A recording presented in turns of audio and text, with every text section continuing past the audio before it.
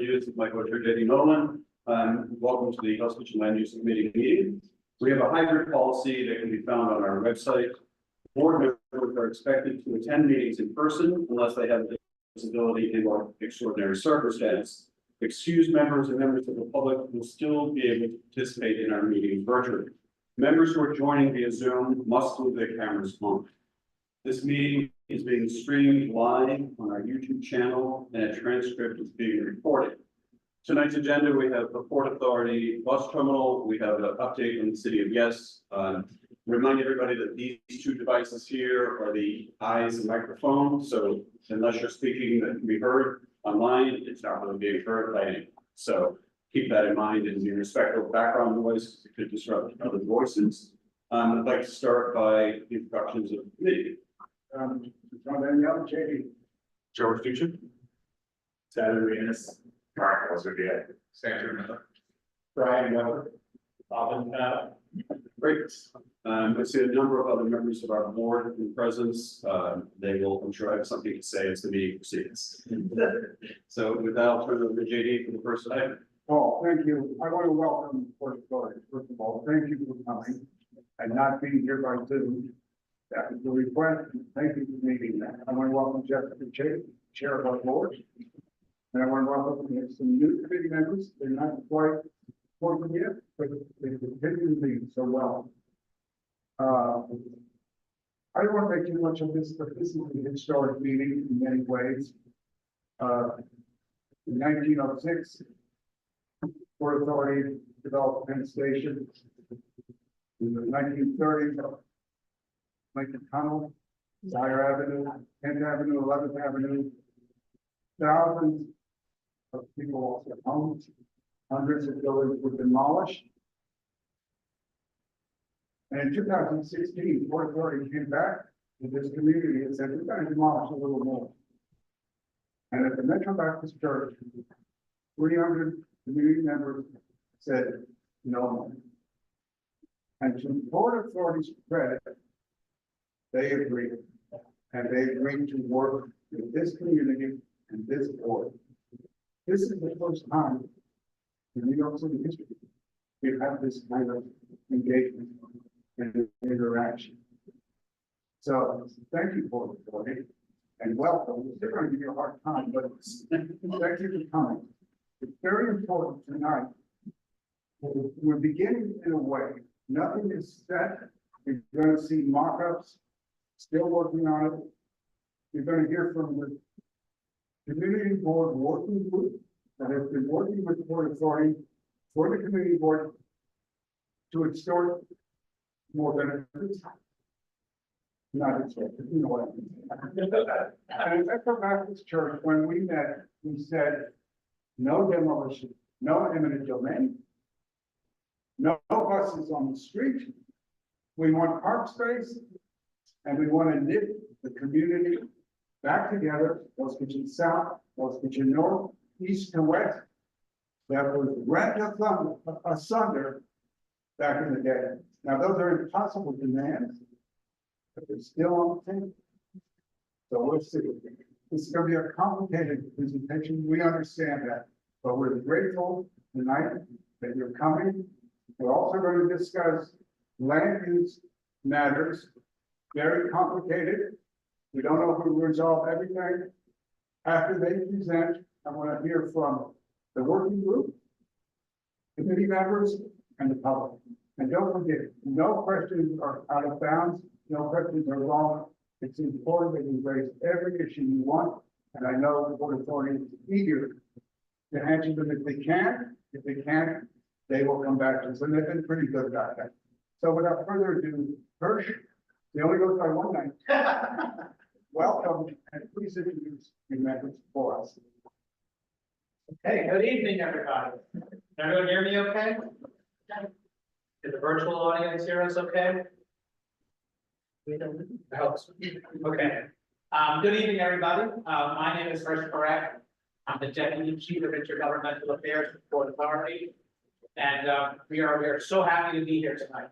We are grateful for the partnership that we've had with this community board.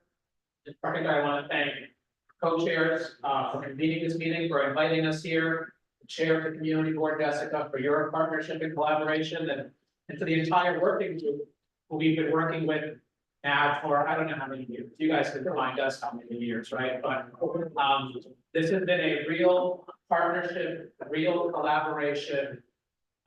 There was a small pause we had to experience during COVID with this project, but we are so glad to be here in front of you, seeing this project moving forward, and really delivering on the commitments that we made all those years ago.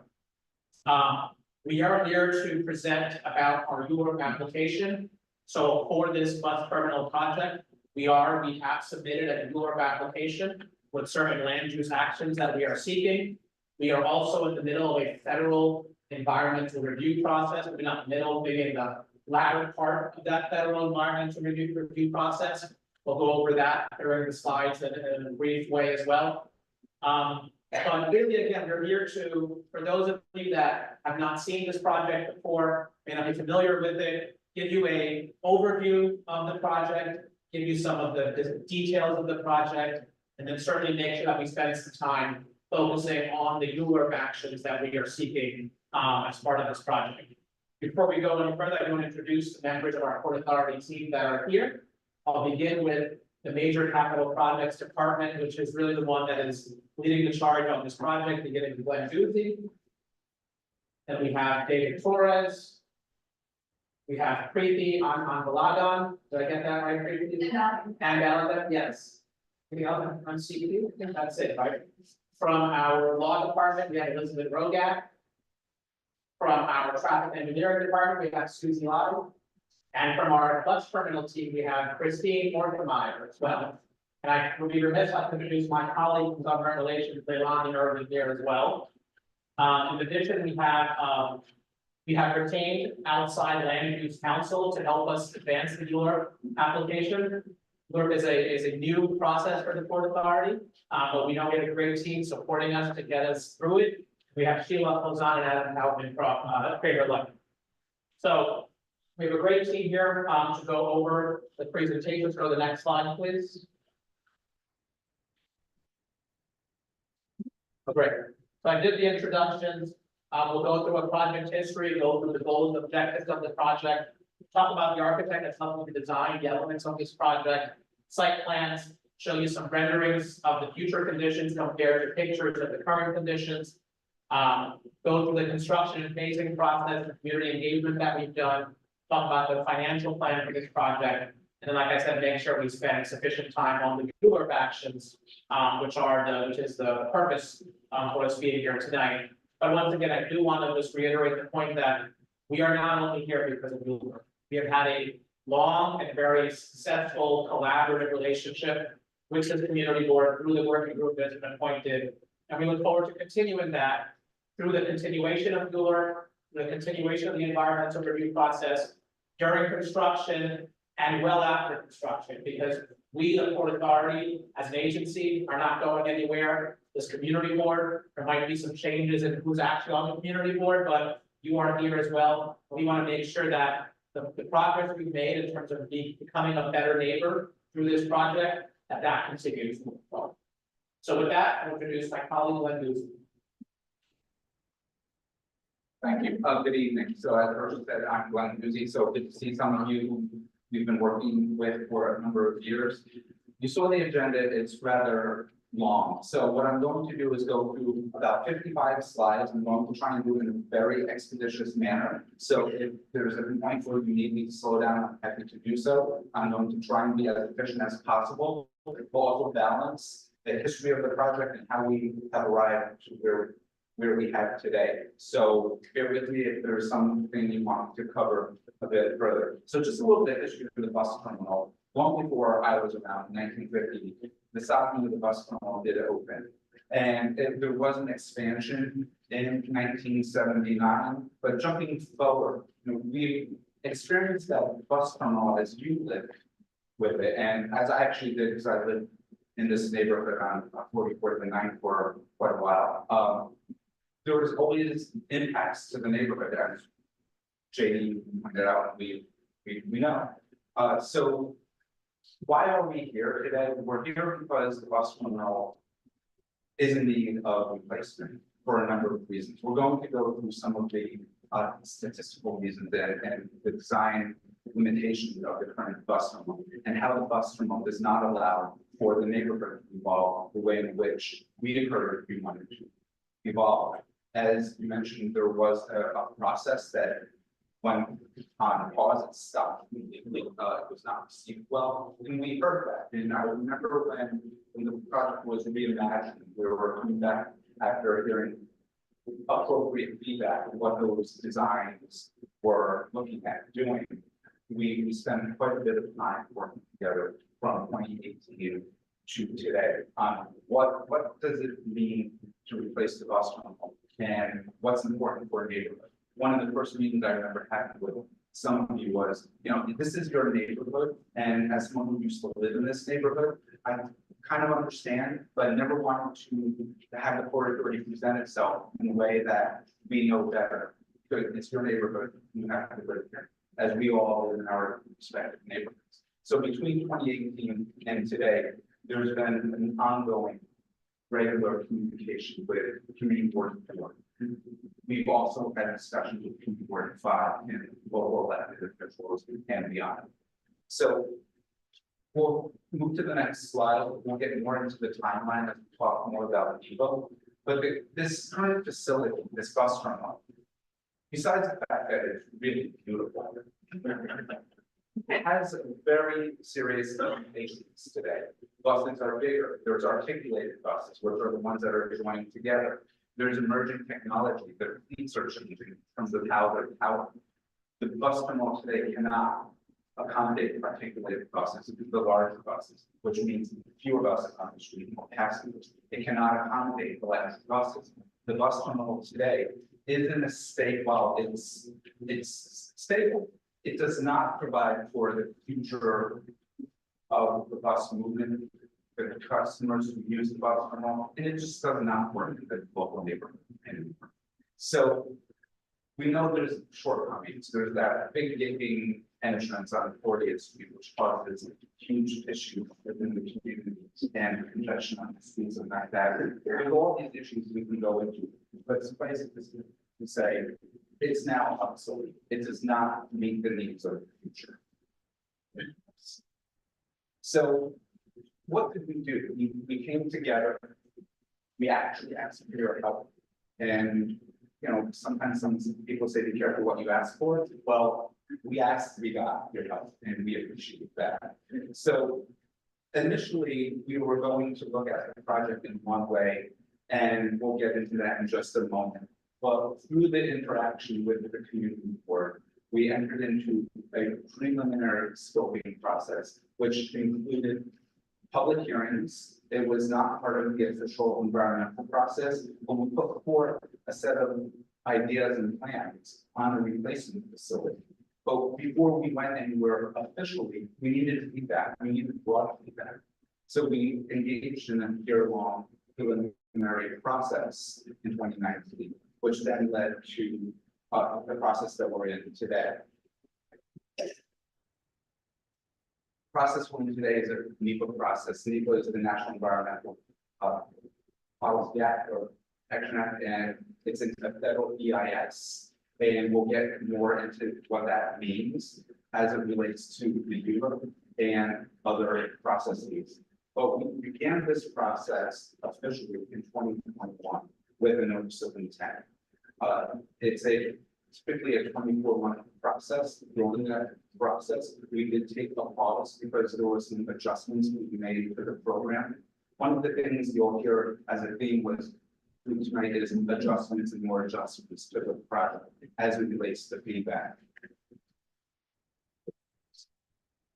So back to meetings that we had with the community and others, setting the project goals with goals and objectives. We need to figure out what is it that we're trying to achieve.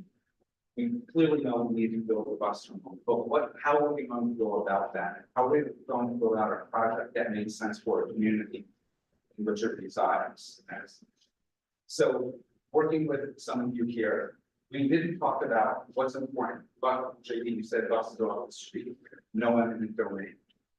Green space, it became part of the goals of what the project was going to be about. So what you'll see in our environmental document are these three items in terms of addressing the growth, the future growth of the bus rider population, how to address functional and physical obsolescence of this facility, and also how to address those issues within the community, such as the multiple parking lots where buses circulate around, or the conducted bus terminal, and more.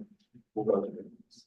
And again, I'm running through this quickly to try to have some time. So that then became our project goals, which is listed in our input process document. So clearly, it's an infrastructure facility. We're moving commuters in and out of the city. So we had to look at the transit bus and bus operations.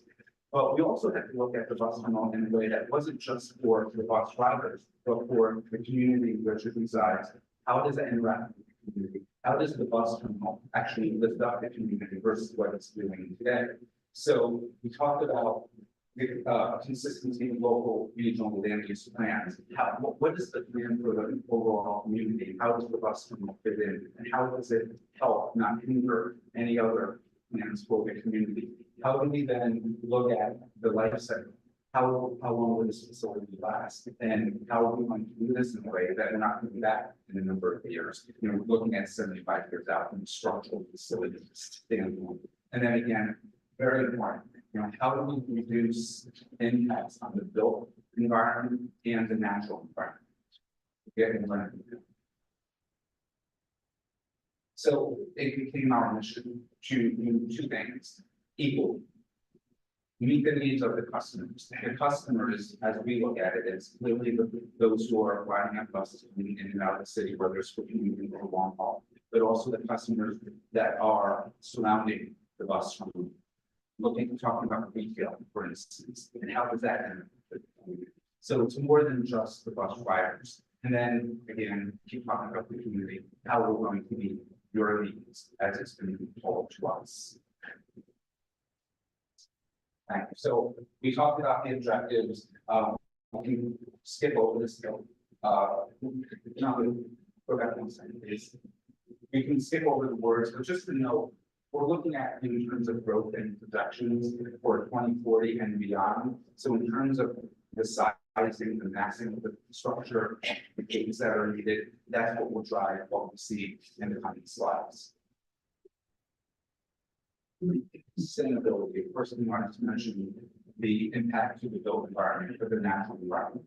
The Port Authority is a much different agency than it was 20 years ago. They have an understanding of what does it mean to be a good neighbor, to be kind of and of the environment. So the agency, this project needs to support the agency goal to achieve a net zero emissions goal. Very important for us is, you know, we're looking at a minimum LEED rating of silver, but we're, as we go through this process and as technologies change, construction methods kind of become enhanced, materials change, we'll look to see how we can improve upon that. The Port Authority has an initiative, a clean construction initiative. There's quite a bit we've learned when we kind of rebuilt the World Trade Center, and quite a bit that we've learned through rebuilding our airports, which have become, a beacon in terms of how to do something in a creative way, an environmentally sound way, but also a very beautiful way. And we have, we've seen quite the accolades in what we've done out at the airports, which we're going to employ at the bus terminal as well. And then, of course, water recovery and pristine air quality, not forgetting about that. So we have an excellent design team in the Port Authority, but we also knew we had to kind of structure ourselves. So we were challenged to bring on a project partner, an outside team, and if we go to the next place. So bringing in an outside firm or joint venture is what we've done to address the sustainability issues, come up with a design, which by the way, is not finalized yet, and we'll talk about that. Talking about materials, that's important, that makes sense in this neighborhood versus a design that just doesn't make sense, that would not be appropriate. And come up with a cohesive plan that makes sense from one block to another block to another block, because there's differences. So what we've done, and you'll see in the next slide, is run a joint venture. Next, please. Two firms, Foster and Partners, based in London, but they've done quite a bit of work in New York City and around the world in very dense urban environments. The other firm is Epstein and Sons, and they're based in Chicago, but some of you may know them for the work that they've done on the Javits expansion. They know the neighborhood, they know the culture, the fabric, what works, what doesn't work. They've been an incredible asset to this process and how we're going to move forward this entire project. Go to the next, please. Okay, so this is kind of like, I have a lot of words.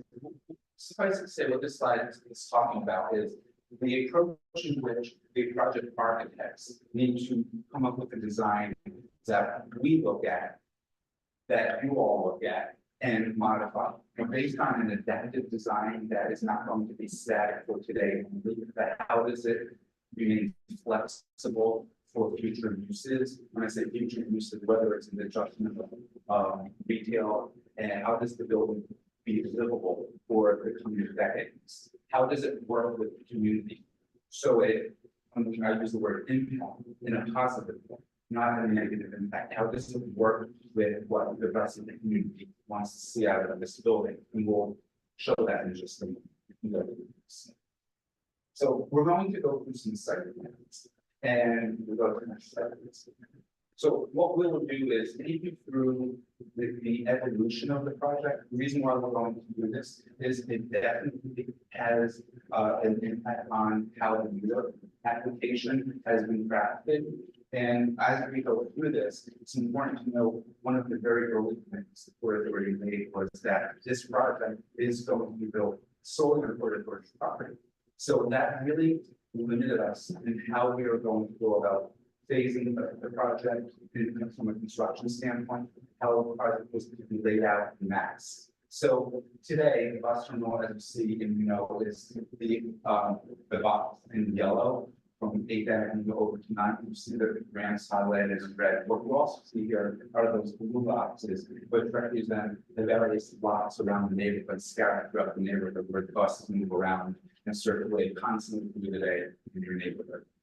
So we move to the next slide, which now we get into the evolution of the project to give you the history and how we come about to where we are. Initially, after some meetings, the Port Authority's plan was to do a replacement behind it. What that really meant was replacing the existing bus terminal on its existing footprint while the bus terminal is still in place. We're going to do what we thought then was a top-down construction, building the floor, taking the floor out, building the floor, and then simple would be done, and the replacement of the existing ramps. Well, thanks to interaction, and that was a $5.5 billion project, but thanks to our interaction, back to hearing the needs of green space, hearing the need of eliminating those service level lots, and consolidating all those bus operations, removing the buses from the local city streets, the project evolved. And what we see in the next slide is the evolution of this project. Here it comes, something much larger, of course, but again, still no taking of private property. And we are still proposing that the project and plan for the project to include a main terminal in its existing location that you see in yellow. So I'll start from the right and move to the left. You see the New York Times building right at the edge of the slide. So in yellow, you see the bus terminal location, the future bus terminal extends over 9th Avenue. We'll get into that in just a moment. A new facility that does not exist today, we call that a storage and staging facility.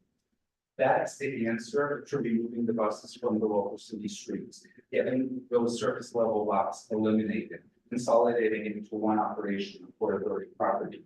What that means is, when it is built and operational, buses will come in from the tunnel, they'll go to the respective gate in the bus terminal without touching local city streets. And instead of leaving the bus terminal circulating around the neighborhood, find a spot in one of those spots, they'll stay within our facility and arrive back in the purple building and stage there until such time that they are needed to go back into the bus terminal. You're not going to see them moving on the street. When they pick up passengers who are departing, they'll have direct access into the Lincoln Tunnel, again, not having to circulate on the local city streets. Also keeping to the commitment of this project being built on Port Authority property, that's Port Authority property. It does not take any private property. And then, of course, the ramps. We obviously need ramps to get to the various levels. There's not a whole lot more you can say that's exciting about ramps. So I'll tell you this, the good thing about these ramps versus the other ones is they've been engineered and designed in a way so that there's a bypass. The ramps today do not have the ability to address bus movements. If there is a problem on it, if a bus becomes disabled for whatever reason, it causes a backup. It causes a backup to the tunnel, sometimes it causes a backup. Many times on local city streets, if it's in the PM rush as buses are leaving. What this ramp structure will do is allow for bypassing, so if the bus is disabled, bus movements will be able to continue to operate and not have to back up on local sites. We have to build the project, of course, and as we go through the phasing, this storage and staging facility will serve as a temporary terminal in the early years while we're working on the main terminal. And we'll get into that in just a moment. But I don't want to forget down here, it says deck overs, new open space.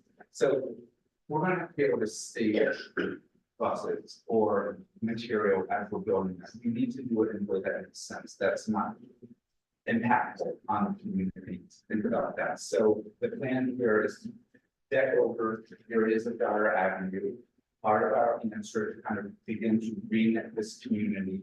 And at the conclusion of the project, they will be converted into publicly accessible open space. It will be about 3.5 acres. So a number of elements that we've added to the project that wasn't initially part of the project, working with all of you, which is we're grateful for, is the staging and storage facility, the way we're working linked to main terminal.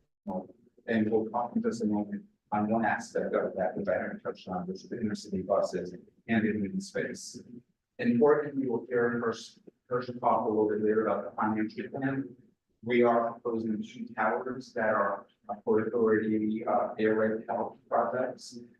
First, we'll get into that in a little bit over the main terminal at the location of 8th Avenue as a means to help us be able to pay for the project.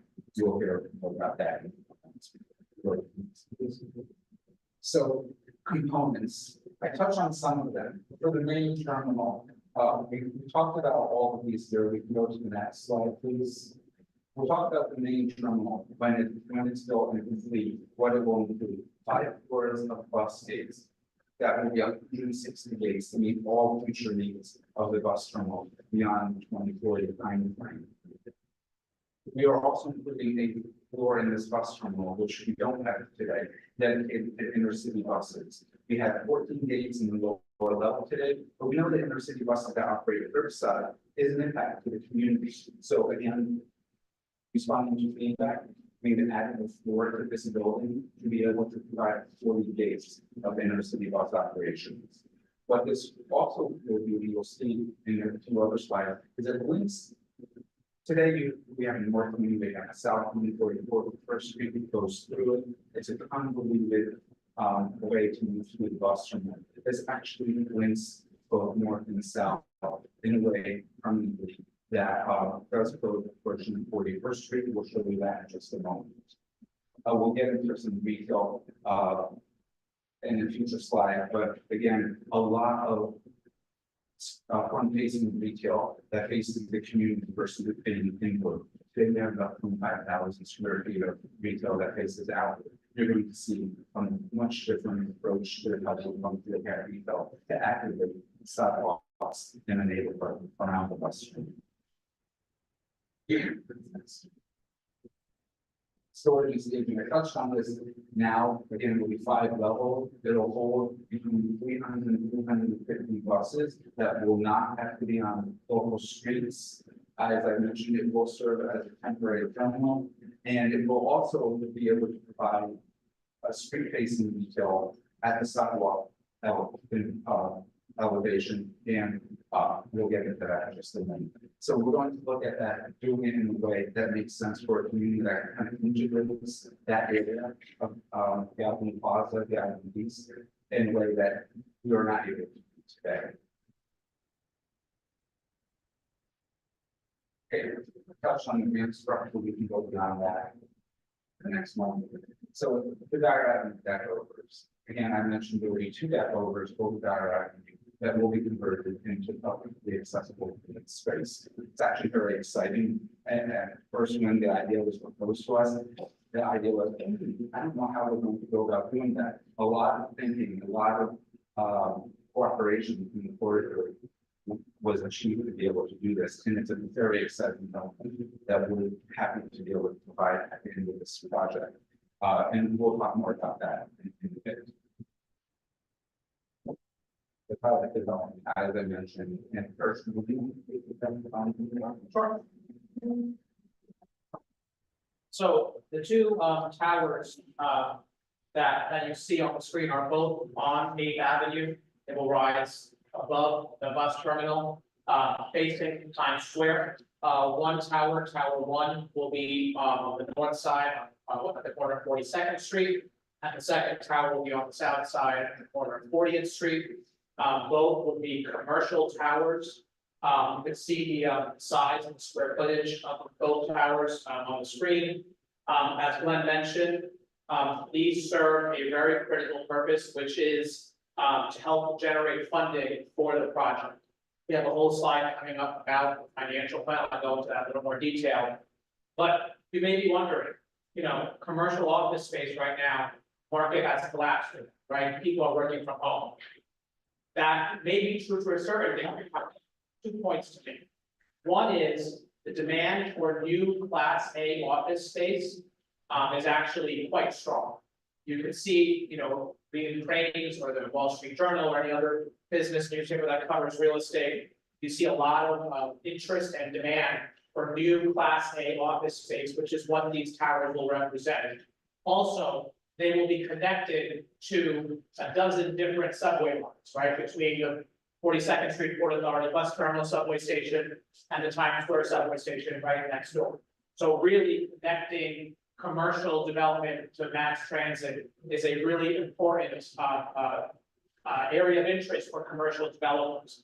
And lastly, you never count New York City out, right? They've been counting New York City out for decades, and people are gonna not come back. The commercial market won't return, and every single time someone says that, we prove them wrong, right? So we fully expect that by the time these towers are ready to be built, there will be strong and robust demand for Class A commercial office space. And so this is why these towers are part of the project. We expect that they will help generate the funding that we need to complete this project. And so that is why they are a critical element of the project design. So we're going to take you through one of this very quickly, if you don't mind, and if you want me to stop and go back, I will. So what we're looking at here is a typical layout of the bus terminal that you see in yellow on the 8th Avenue, extending over 9th Avenue between 40th Street and 42nd Street, showing how a typical floor will be laid out and the distribution of the gates. This also will show the connection of the ramp structure coming from the tunnel into the storage and staging facility where buses will be able to circulate through and have direct access into the main terminal, and then again back through the storage and staging into the ramp structure to depart to New Jersey without again having to touch local city screens. Again, this is a close-up. If anyone's really interested, you can see the distribution of the various states and how we're linking different connectivity a central platform for all of the gates. And what's important to know in this configuration of the bus terminal is what says here open to below. That gets into the 41st Street closure, which we'll show you in just a bit, and how that interacts with the community, how it will enliven the ability to actually create a bus terminal that's more efficient, but also communicate with the community and become a place that is not just for bus riders. We'll show you that in just a few more slides. Okay, so retail. Mentioned that today we have about 25,000 square feet of street facing retail.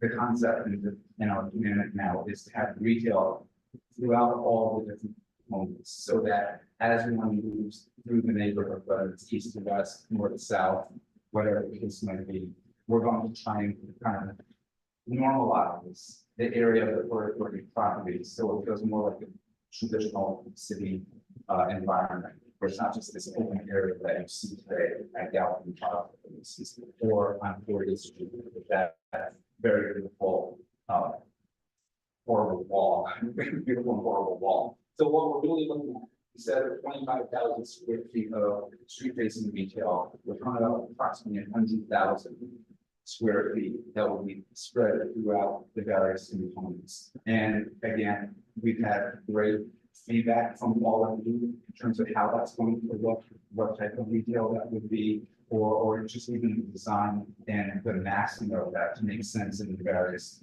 segments of the neighborhood.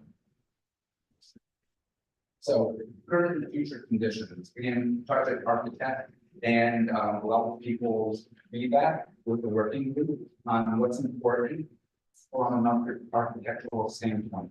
So what I'm going to show you are concepts. They are not finalized architectural plans. They will evolve. We'll continue to have that dialogue with the community board, taking your feedback, sharing with you the evolution, and there has been an evolution. So let's just kind of get into that. But again, please, it's not final architectural plans. But what we're going to, I forgot. So again, the approach with the architectures and the buildings to elevate the public now, create a building that is, you know, a place that people don't make fun of anymore, but rather want to go to. And I think we're going to achieve that. We say enhance the user experience again, not just the commuters, but the local residents, or whether you're here on business and you need to get from point A to point B, connecting with the subways, or if you need to go to a shop, or whatever the case might be, it has to be a place that is not inward, but more outward in terms of a facility that lives in the neighborhood versus that exists in the neighborhood, and the neighborhood lives around it. Again, that we talked about improved vehicular and pedestrian flow. That has to be efficient, of course. The efficiency means less impacts to a neighborhood, less impact to buses, and understanding that there are people coming in that can get to certain points. So how do they connect to the subways? And then we did very briefly got into the sustainability, but that is going to be a key tenet of how we move forward with the design, the architectural design in the building of it. Okay, so here we are at 41st Street and 8th Avenue. We all know what this looks like. That's 41st Street going through. We'll step back and take a look at it from across the street.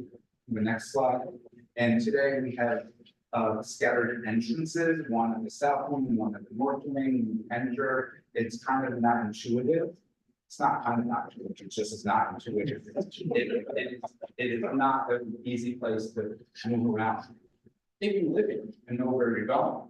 So, as I mentioned, we've worked with the city, we've worked with the community working group, and we've come up with a concept, a plan that will close this portion of 41st Street in 8 and about halfway through 41st Street, moving towards 9. You see what that looks like. But what it does is it enables us to do the following.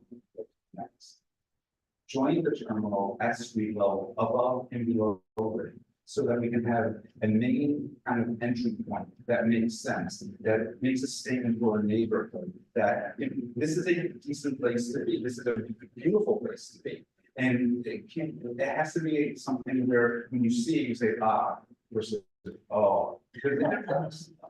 So, and as Hirsch was talking about the two towers, those towers that eventually come online, you'll have the lobby entrances facing 8th Avenue. Understanding these are commercial, 8th Avenue is a commercial district, much different than 9th Avenue corridor or moving even further west.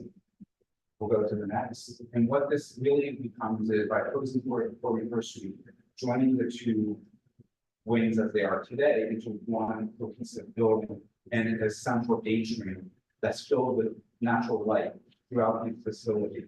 We will take a look at that from across the street. Oh, you don't have a shot.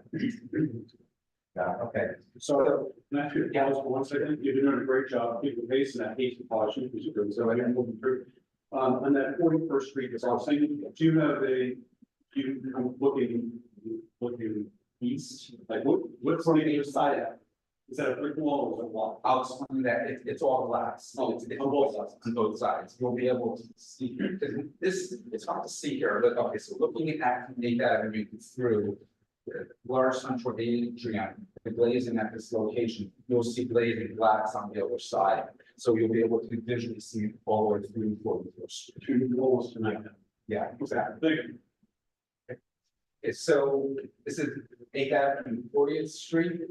What we envision it to look like, again, not the final architecture, the following slide. Is something much more enhanced, something that's a bit more uplifting than what you have today.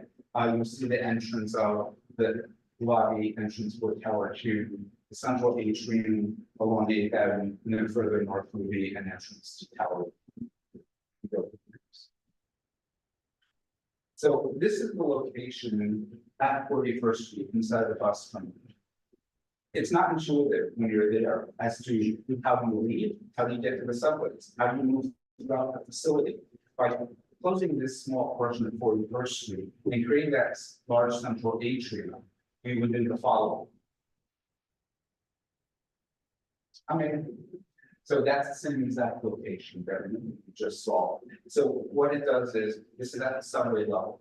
You'll be able, whether you're arriving by subway into the bus terminal, or if you're at the bus terminal as a commuter, or even someone within the neighborhood and want to get to a subway to go someplace, it really now begins to function as kind of a multimodal facility. It creates the connections that are harder to understand, to get to, and to kind of feel good about when you're in there. And what this does is that central atrium, all the way up to the skylight, enables natural light to diffuse through the facility.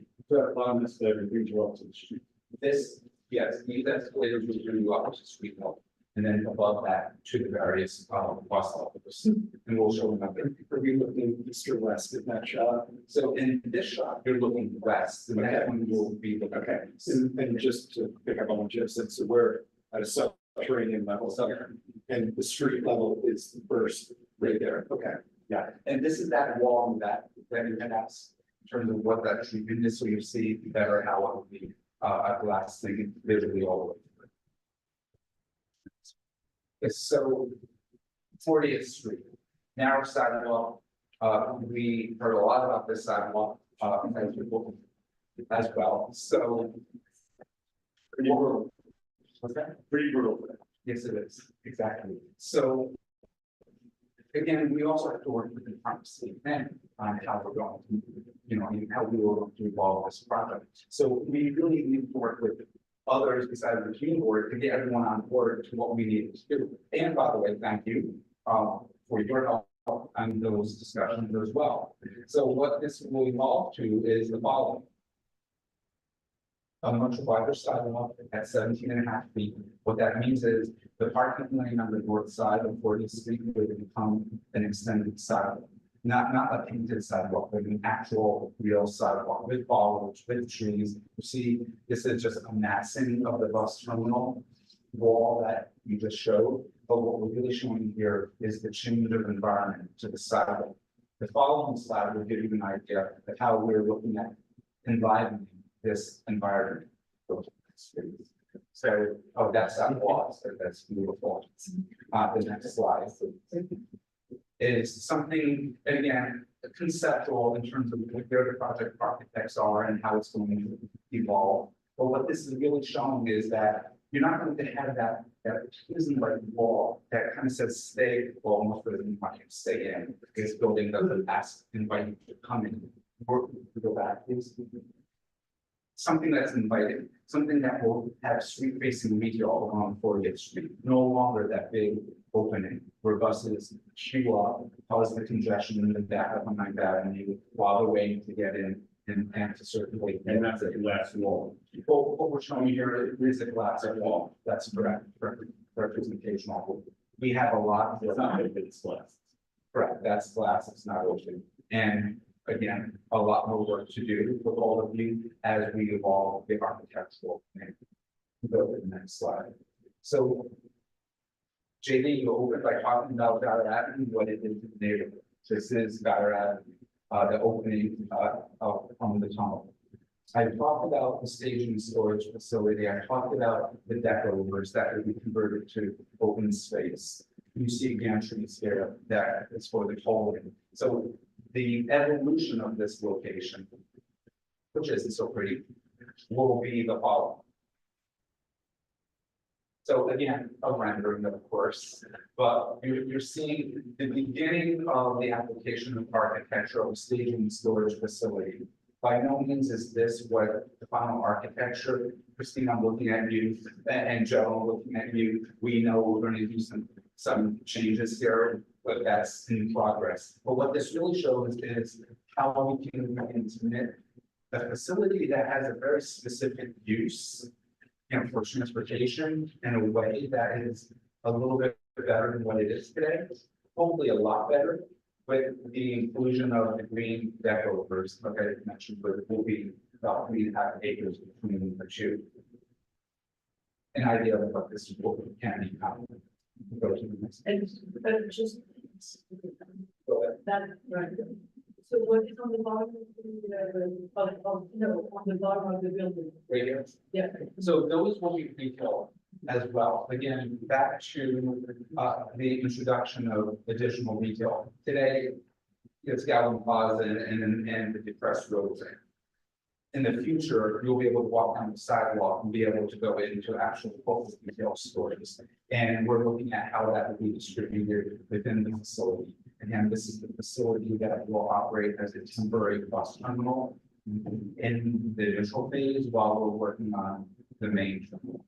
And we'll talk about that. You call the public accessible open space, and it's functionally apart. It's functionally apart. I'm not allowed to say that. I've been trained to say publicly accessible open space. It's been looked into functional, yes, it'll be a part. Yes. There's going to be green, there's going to be trees, yes. It's 9 o'clock. I Functionally apart. I'm not allowed to say You can that. call whatever you want. Yeah. Accessible. Yeah. It's. I'm just being a bureaucratic wonk when it comes to that part of the discussion. And again, two of them, one approximately the size of Gramercy Park, and the other approximately the size of the Great Lawn of Bryant Park, to give you an idea conceptually of the sizes of each one of them. Okay. Can I go on? Okay, so again, because this project is built on property and it all needs to connect, we can't have buses that come in from the tunnel and then go on the local streets. We want to take them off. That's one of the goals. We're not driving around, we're driving around. There's going to be bridging elements, as some are some today through the neighborhood. This is going to be a discussion that, you'll probably say, oh, let's pause for a second, but we'll go through that and we'll talk about how we're trying to minimize, impacts of view corridors. Let's just get into that. So today, you know the ramps that go across 9th Avenue.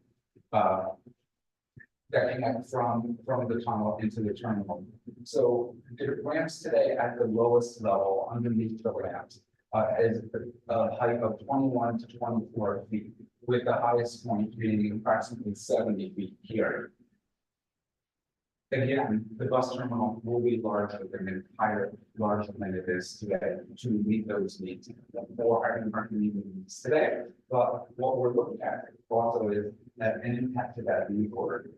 And we will have a lot of discussions about the architecture, about the lighting, the livability in that environment, and how retail will be included under the new facility at that. What we're looking at in the next slide is the connection of the bus terminal, larger facility, but opening up the view corridors, 9th Avenue looking north. I'm not going to pretend that there's not a structure that goes across 9th Avenue, it does. And that is a function of an active functional bus terminal will be based in this location. But what we're doing is raising the facility. So instead of being 21, 24 feet, we walk there, it will be 65 to 70 feet. We say the range we know, it's not, we're guessing at 65 to 70, there is a slope, and the heights vary whether you're on the east side or the west side. But what we're looking at is raising that impact as a new corridor and creating a facility at this configuration. Oh yeah, 55, I'm sorry, I used the wrong number, I apologize, thank you. So moving to the next slide, we're going to show how the bus terminal and the ramps connect to the storage and staging. Joe, you're familiar with this street, I think. I've been there. So there's the ramp that goes across 40th Street today at about 15 feet in height. Again, to keep buses off the street and have the direct connection into and out of the facility. We are going to be creating the storage and staging facility in this location with the connection to the bus terminal. Next slide. Again, a large facility, yes. But what we're looking at is the connection, eliminating that ramp that will no longer be there, and the connections at 60 feet above the sidewalk. So much higher, opening up the new corridor. And yes, we understand it's a large facility. I don't want to pretend that it's not. Go to the next slide. Okay, this is over at 10th Avenue, that low bridge, which is between the west side 12 feet and 7 feet on the east side. Again, connecting the ramps into the storage and staging facility will be in this location. Next slide. And what we see here is the storage and staging facility connecting to the ramp helix structure that we showed in the project. Again, this original will go away, but the top of the bridge, becomes raised up with this single bridge here. So there is a single bridge that's going to still be at 14.6. Now there will be a bridge that's here. Well, and the others again. Yes, exactly. Okay, so construction phasing process, it's not going to be an easy project to go. But we put our engineers together and we're going to take you through how we envision approaching this project.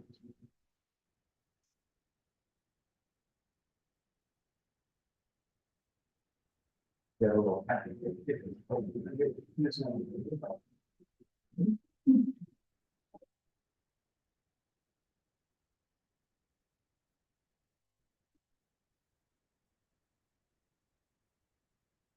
I'm almost done.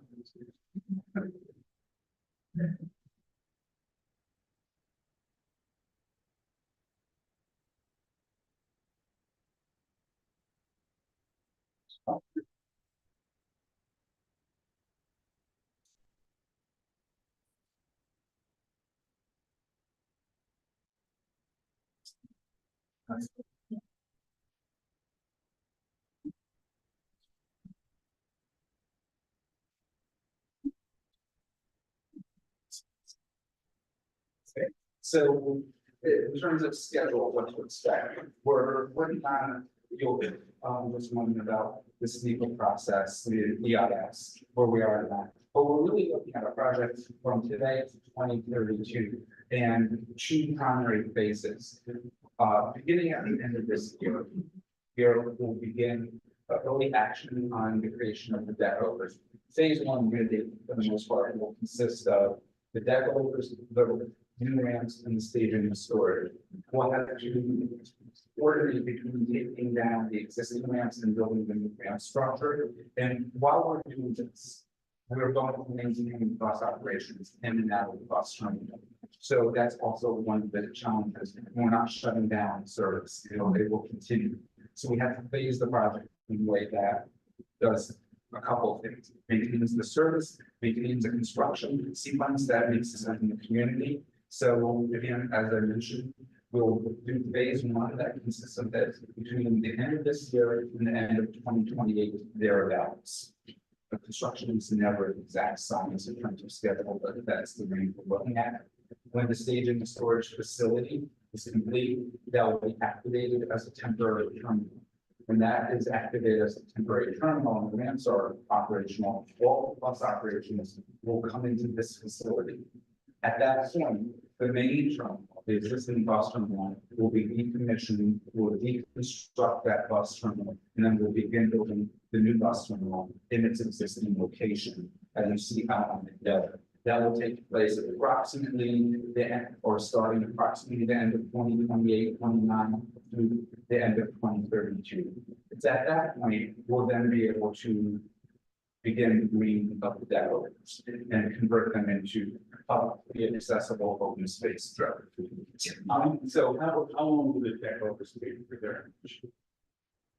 That question. Just that one portion, we're looking at it's probably about a year, 6 months, a year, 8 months, thereabouts. It depends on, a number of variables. 2026. Yeah, yeah. Right. And again, that will be happening while we're doing the other components of phase one. So we're looking at, right now about an 8-year construction sequence. Give or take. So, oh, I think I'm done. So now I'm sort of retired of for me, I'm going to turn this over. You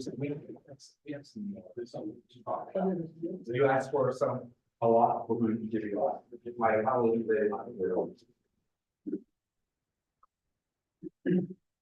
Maybe we can have everyone, just wanted to kind of home for the community engagement work and all of them went into this project. We heard Glenn and Hirsch mentioned earlier that the project has evolved. This project has evolved by way of an intensive engagement with key stakeholders in this community district in this national area, as well as we've met with local elected officials in New York and New Jersey side of the water.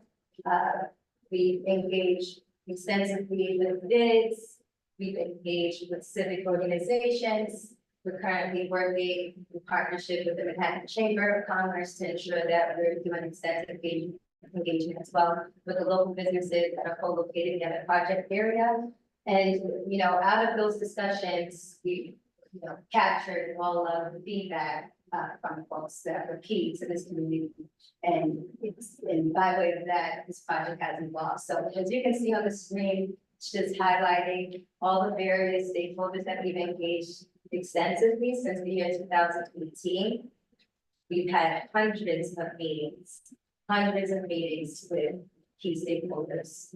So just, and just don't want to take up too much time, but do think it's very important for folks to know that we also took the time to engage extensively with environmental justice advocacy groups. We met with several different environmental justice groups in the state of New York and New Jersey, but approximately 18 organizations. And the purpose and goal there was to basically just capture and get their feedback on some of the key details and items that we wanted to ensure that we weren't missing.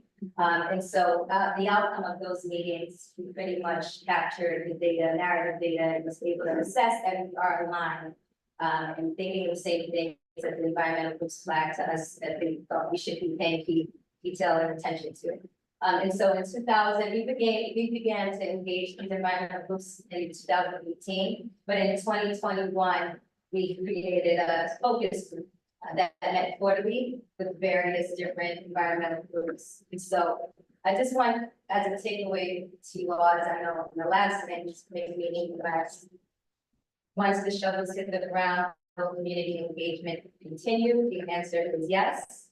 We're not going anywhere. I'm not going anywhere. I will be monthly attending the district service cabinet meetings, presenting and providing project updates to you all, but we intend to continue to engage various key stakeholders that we highlighted on the previous slide, but also want to make sure folks know as a takeaway that we intend to continue to engage intensely and closely with everyone, including all the stakeholders that we outlined in the previous slides. Okay. So the financial plans, you've heard references to this project. It is a behemoth of a project, $10 billion, nothing to sneeze at, just by comparison. The redevelopment of LaGuardia Airport was $8 billion. Right, so this is a very large, very expensive project. Go to the next slide. The key difference here is the airports provide a source of revenue against which you can borrow against and amortize your investment. So we can have public-private partnerships on those projects. The Port Authority is not undertaking the full cost of the project, but instead we're engaging private partners. At a bus terminal, like most public transit facilities, you don't have that meaningful source of revenue. Oftentimes, there's a need to subsidize the operation of public transit facilities because you're trying to make sure that the traveling public can still afford to use those public transit facilities. But it says here, there is no meaningful source of revenue. So the Port Authority is undertaking this project in its entirety. There will be no private partners involved, so we really pay the bill. So how are we going to pay for it? Phase one of the project, which as Glenn mentioned, is the deck overs, the storage and staging facility, and the ramp structure. That's approximately $4 billion. And that should be starting construction, hopefully by the end of this year is our target, maybe the early part of 2025. And that is a $4 billion project, phase one. We currently have $3 billion in our capital plan, that is our current capital plan, to help pay for most of that. We are also in very positive discussions with the U.S. Department of Transportation to secure a $1 billion federal loan to help make up the balance of that $4 billion project cost in phase one.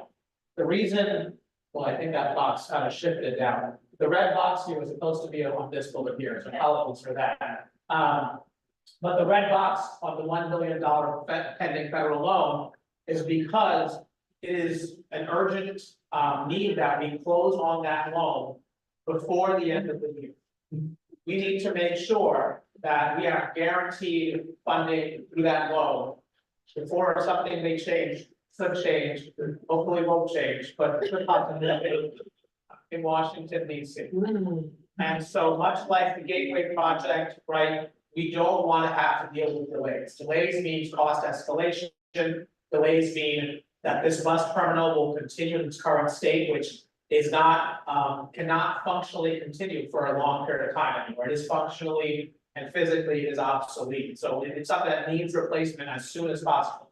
Now, don't get me wrong, it can handle what is there today, but we know the demand is going to grow and we need to be able to meet that demand. And so it is critical that we close on that federal loan before the end of the year. And the conditions precedent, I mean, what needs to happen before that loan can close is we need to complete our federal environmental review, which Liz Rogak will speak to in just a moment, but we are doing well on making progress in that. It also means that we need to complete the ULURP. All the regulatory entitlement processes need to be completed so we can show the federal government that we have a shovel-ready project. That when they give us that loan, we can get shovels in the ground ASAP. And so you'll also see, I don't actually have a slide on that, but I'm sure Sheila and Adam will talk about some of the ULURP timelines as well. But that is the criticality of these two processes to make sure we close out that loan. Phase two is approximately a $6 billion project. That is the new main terminal to tear down the existing terminal and build a new main terminal. $6 billion. The sources of that, I'll sort of jump around a little bit, but we have $3 billion that we are planning to allocate in our next capital plan. And that, the capital plan will come out in the coming years. We are also estimating $2 billion from the commercial towers. So just a few months ago, we reached an agreement with the city of New York, with the support of this community board, with the support of the elected officials who represent this community, and many other stakeholders. We reached an agreement with the city whereby the pilots, the payments in lieu of taxes that would be paid from those commercial developments will be used to help pay for this project. Otherwise, they would be paid out to the city, but instead we will be using them to help generate $2 billion in funding for this project. Additionally, we will be selling the air rights to those developments, to private developers. We are estimating roughly $500 million from the sale of those air rights for those 2 commercial towers.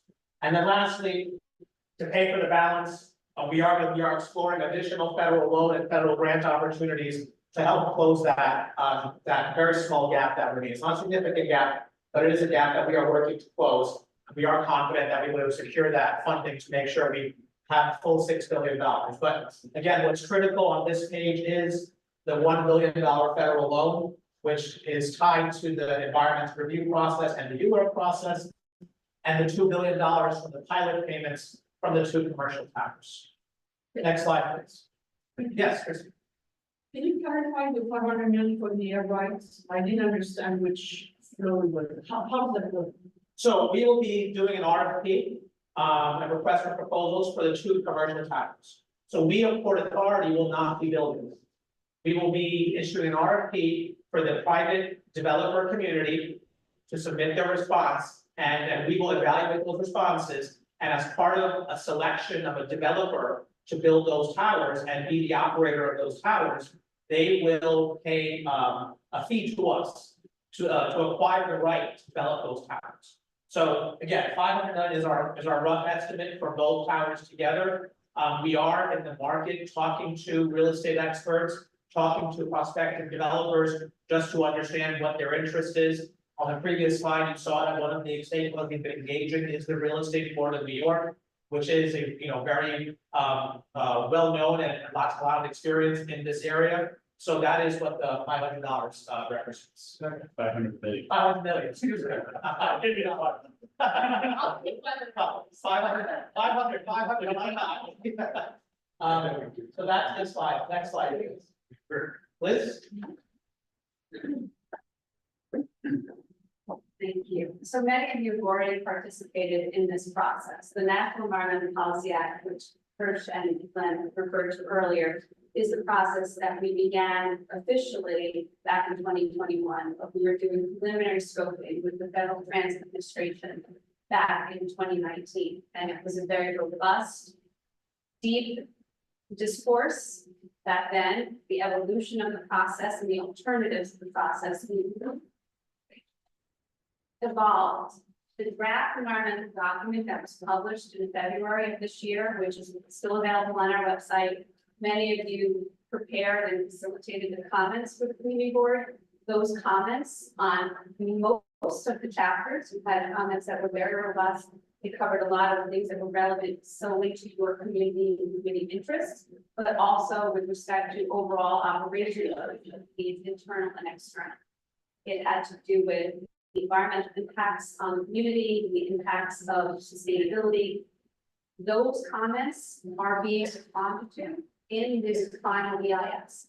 So there will be responses. It will tell you how we responded, how we addressed the system, and how we modified it in any way with the FTA, who is the lead agency.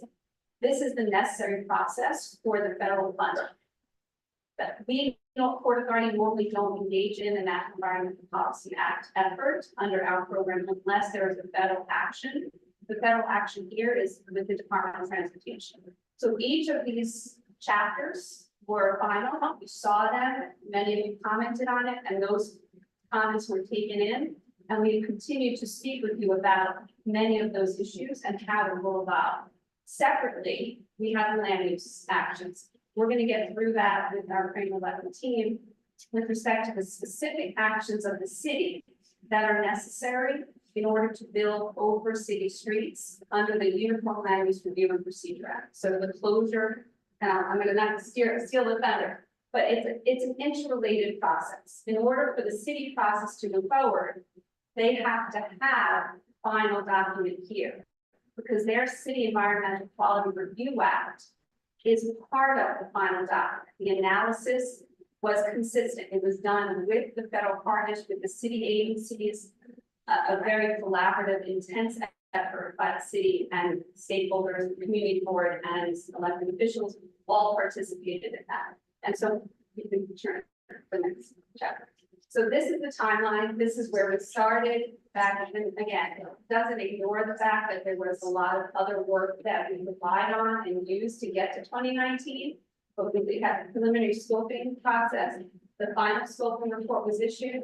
There was a delay due to COVID, and there was also a delay to the revolution in the project plan based on the feedback that we got. So that got us to the other scoping periods and the meetings that Leilani had spoken about earlier. We had our final DAIS. That's not the end of it. Then all of the comments, all of the work, the analysis has to be reintegrated. DOT, the federal agencies, the state partners, and the local partners have to come out with the final document. Once we have the final document, a record of decision will be issued by the Federal Transit Administration, and we are looking towards the end of the summer for that. The city is utilizing the final document to the analysis in the draft and final on the CEQA standards is part of that appendix. So when you look into the document, you have your main section and you've got your appendices. That is part of what the City Planning Commission report will utilize to issue their report for their findings. And so it's separate process, but they would normally have their own city process without the feds. We did it together because it had to be consistent and it was the same partners and enterprise together. So the Kramer team will walk through the land use actions that the Mueller are dependent upon, which are related to the city actions that are necessary for our overall program to work, which is the extensions over the side, which is the closure of the city streets, and those other demapping or use of city property. And so I'm going to turn it over, I think, to the Kramer team at this point. There's a few more slides for me, and hopefully you can start. Thank you, Liz. I'm Adam Talman. I'm a plaintiff's attorney with 11. In a few moments, you'll be meeting my colleague, Sheila Poson. Obviously, you've heard a lot tonight about the very long process, the many years of collaboration and design developments that have brought this project to where it is today. The reason we're here tonight, at least as a formal matter, is that there is now a land use application for the project that's going through the so next slide, please. So I say land use application for convenience. There are in fact 2 applications covering 3 independent zoning actions. The actions are zoning text amendments, special permits, and a change in the city map. That we describe those in greater detail. The 3 actions have been divided into 2 applications because the 3 Mueller processes for the actions involve different parties, follow different timelines. But now that the applications have been filed, they are effectively moving forward as a single application to review. Because the project is so complex, because we are moving with such a quick timeline, it's just simply too much for a single land use attorney to handle. So I'm going to be covering the text amendment and special permit, and Sheila will be describing the changes in the city. Next slide, please. To give you some zoning context, this is a map showing the 4 blocks that will contain the bus facilities, and the 2 blocks containing the direct deckovers to the south, with the layover showing what the applicable zoning is today. So beginning with the main terminal, that's the easternmost block, which means 8th and 9th Avenues, where the terminal is today, where the main terminal will be in the future. That is in the special Midtown district, an underlying C67 district. The maximum that they are in that district is 15. That's the basic maximum that they are. But there are mechanisms to bonus that up to 18. All the blocks to the west that would contain a portion of the main terminal, the storage and staging facility, and the ramp building, so the ramp structure, are all located in the special density yards district, with a variety of underlying districts and sub areas that govern the maximum that they are, the uses, so on and so forth. But one thing that's relevant for our application is that all of those underlying districts are commercial districts. Again, you see the diagram versus the south. You'll notice that those blocks are outlined in black rather than in red. That's because strictly for purposes of the zoning actions we're seeking, they are not part of the special permit. They're not required to satisfy the findings with the special permits. So although they're very much part of the application, they're not the focus of the land use application. Very much part of the project, maybe they're not the focus of the land use application. It's now. So starting with the text amendments, there is the provision in the zoning resolution today that allows a special permit for bus station uses when we file the application. That's section 74-631. With the adoption of economic opportunity just a few days ago, that is now section 74-145. It's the same language with a few non-substantive tweaks. And the thing that I want to point out is that that provision has not been modified in any substantive way since the zoning resolution was adopted in 1960. So the required findings for a bus station use that are on the books today reflect 1961 plan considerations. They're very much focused on problems, on the impact of the bus station on the traffic, on actually the requirement for accessible parking in the facility. The findings do not speak anything at all about public realm, about the relationship to pedestrian circulation, subway connections, things of that nature. So we are proposing a text amendment to that existing provision to accomplish three things. The first is to allow it to authorize the bus station that we're proposing here. I should mention, in fact, that existing provision is available only in C4, C6, and manufacturing districts. Most of the proposed facilities are located in those districts today. So there are portions that are located in underlying C62 districts. So one thing that the text amendment will do will be to change the geographic criteria for the special permit. It will be available in commercial and manufacturing districts and district 4. Those are criteria that obviously the project satisfies. The text amendment will also update the required findings for the bus station special permit to reflect a lot of the considerations that this community board has been focused on, that the planning has been focused on, such as the relationship with facilities to the pedestrian circulation network, to combination of pedestrian volumes on site, locations, entrances, to design features that speak to the civic importance of the site, things of that nature.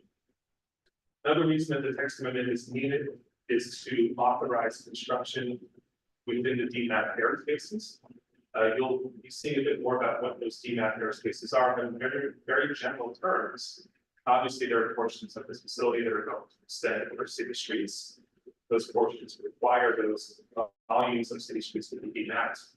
And purely as a technical matter, city planning has to authorize the construction of this bus station within those DMAP airspaces.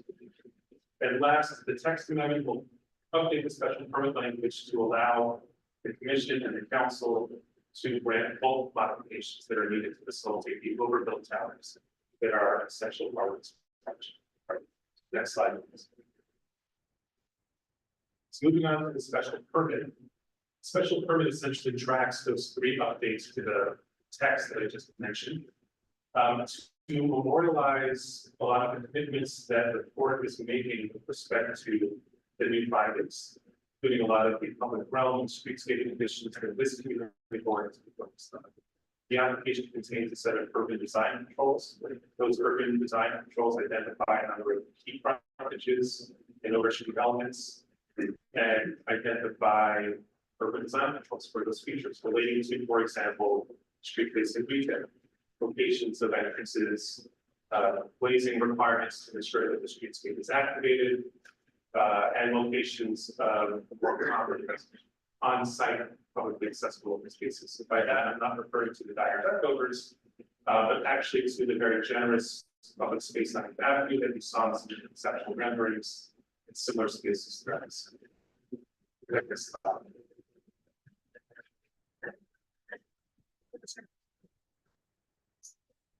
So the other two things that the special permit will accomplish is, as I mentioned, allow construction of facilities to be overshoot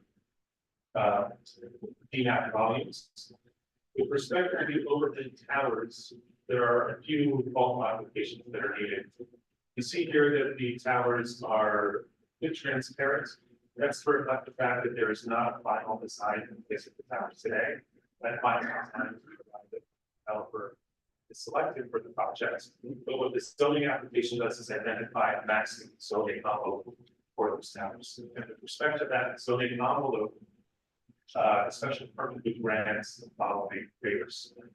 First, it would modify conditions that restrict transfer of floor area across the Legion boundaries today to allow small amounts of floor area, small relative to the size of the towers, be transferred from portions of the project west of Main Avenue to the main terminal site. That will allow the FAR of the towers to be increased from that base maximum FAR 15 to 8. That's FAR relative to the main terminal site between 8 and 9 avenues. The other waivers are to modify setback regulations, specifically the daylight compensation regulations along 42nd Street, to allow a little more generous envelope for that working tower. The other two waivers relate to pedestrian circulation requirements, and specifically a pedestrian circulation space requirement from the special account district regulations, and controls governing the locations of what are referred to as major building entrances. Now, the 8th Avenue frontage of the building contains, as I said before, that generous pedestrian space. That pedestrian space does provide more square footage than the pedestrian circulation space requirements will call for these overbuilt towers. But as a technical matter, that space does not comply with design standards of the zoning resolution today relating to the depth of arcades or the height of arcades. Actually, the space is more generous than those dimensions. So as a technical matter, we need a waiver of that issue. And then for the main entrances that I mentioned, the regulations today require in most cases that main entrances be located on narrow streets, which would be 40th Street in this case. The entrances can be located on 8th Avenue, 2nd Street, or sort of wide streets.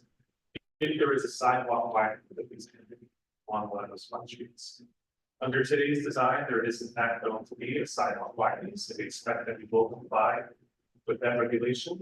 But if that front facade along 8th Avenue bus terminal projects out even a few inches more than where it's expected to be today, for example, to accommodate some unexpected design issue related to bus movements, there will no longer be an 10-foot wide sidewalk widening. A portion of that space would in fact be arcade. And again, purely as a technical matter, that would trigger non-compliance with those regulations governing major buildings. I'm going to pause there. I'm going to turn things over to Sheila to talk about any questions. Thank you, Adam. Sheila Clozon, special counsel at number 11. And as Adam said, this is a massive project, so we get to select this work. So I'll walk you through the demapping that is essential to facilitating this new complex of industrial facilities. This is a plan view. The next slide is an axon view, so to give you a better sense of what the actual problems are that we're listening to the map. But just bird's eye view here, working from right to left, we'll see that those two there. That's existing 41st Street. What we're proposing to do there is to essentially complete the demapping that occurred in 1979 when the North Wing was built. As I'm sure you're familiar with, there's actually a whole tunnel. I say that because I teach class. I'm very familiar. So demapping that portion, it's about 16 feet above grade, allows the terminal to be unified. You have that beautiful atrium as a result. And it also allowed for the movement of, in a prior design, one of the commercial towers to move from 9th Avenue to 8th Avenue. And it was one of the things that was community was very concerned about. So the board was in a spot. So that demapping is essential to this project. Not to say that the other things aren't important, but that one is really what allows for that beautiful building that faces, and it's actually, you know, a few avenues away from Bryant Park and the weather. You see also in yellow, 4, 5, and 7, those are those bridging elements, those overstreet volumes that allow the terminal to function as, you know, a massive complex and take all of those buses off the street. The ramp structure here next to sort of this facility, that connects over the 40th Street into the main terminal, and then have crossing and bring it back, maybe recall some of the slides that one walked us through. That actually has bus gates.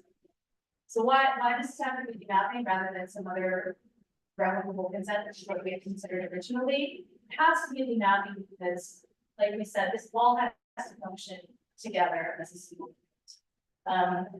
Because of technical code requirements, if these are treated as separate buildings, which they would have to be if we were to own these areas that we're proposing to be mapped, we'd have to separate these buildings. That would defeat the entire purpose of having these ramps move from helix sort of staging to the main terminal.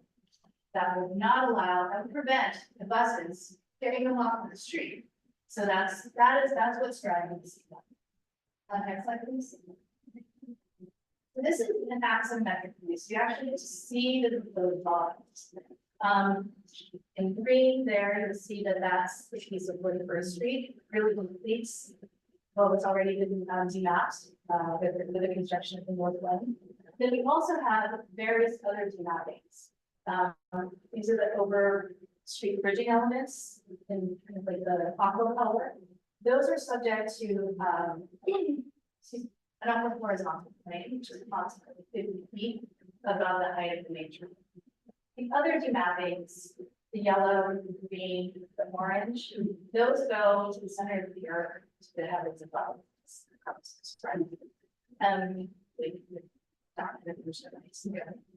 Really long here, but that's to facilitate the facade elements for the various structures, the foundation elements. But also most importantly, is the very small kind of overhang areas. And that is to accommodate the functionality of this new modern. As we were saying before, buses are different today than they were in 1950 when they were first designed. So that's why we need to make that request to the city to demap these overhang areas so that you can move those modern, longer, wider buses through and get to the various areas in the town. So this process involves city planning. This also involves Borough President's office and the city water department. So we will, and we're also going to all of the agencies that, you know, would be important here. And I think other members of the team can go through all of that, but, you know, we have consulted with FDNY, with DOT, DEP, with the police department, sanitation, so a whole bevy of agencies that have had input on how this mapping has to occur, especially with respect to the closure of First Street. So that's really the only true street closure here. Everything else is above a certain height or, you know, immediately adjacent to the existing port properties. And with the, so we're talking about, you know, 3 feet, 6 feet in certain areas.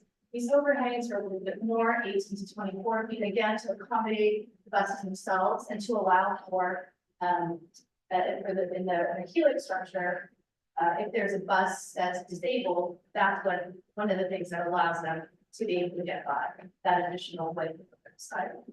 But in all of, and generally, almost all these instances, the sidewalk is going to be growing. So it's not going to feel like, oh, the port took 3 feet here, now we're being cramped. Overall, in general, the conditions will be, the sidewalk conditions will be high. So that's it on that. So I'll close this out here. So this is close out the Google application. So as Sheila mentioned, you know, we are in the beginning of the public review process with the community board review. The next phase, here you guys are all familiar with this, I won't go through it in great detail with the community board, the Manhattan Borough President's Office, City Planning Commission, and City Council, right? And then the mayor has a veto period as well. It is our goal to get, to the, have the city council vote happen in November. That is what we are targeting.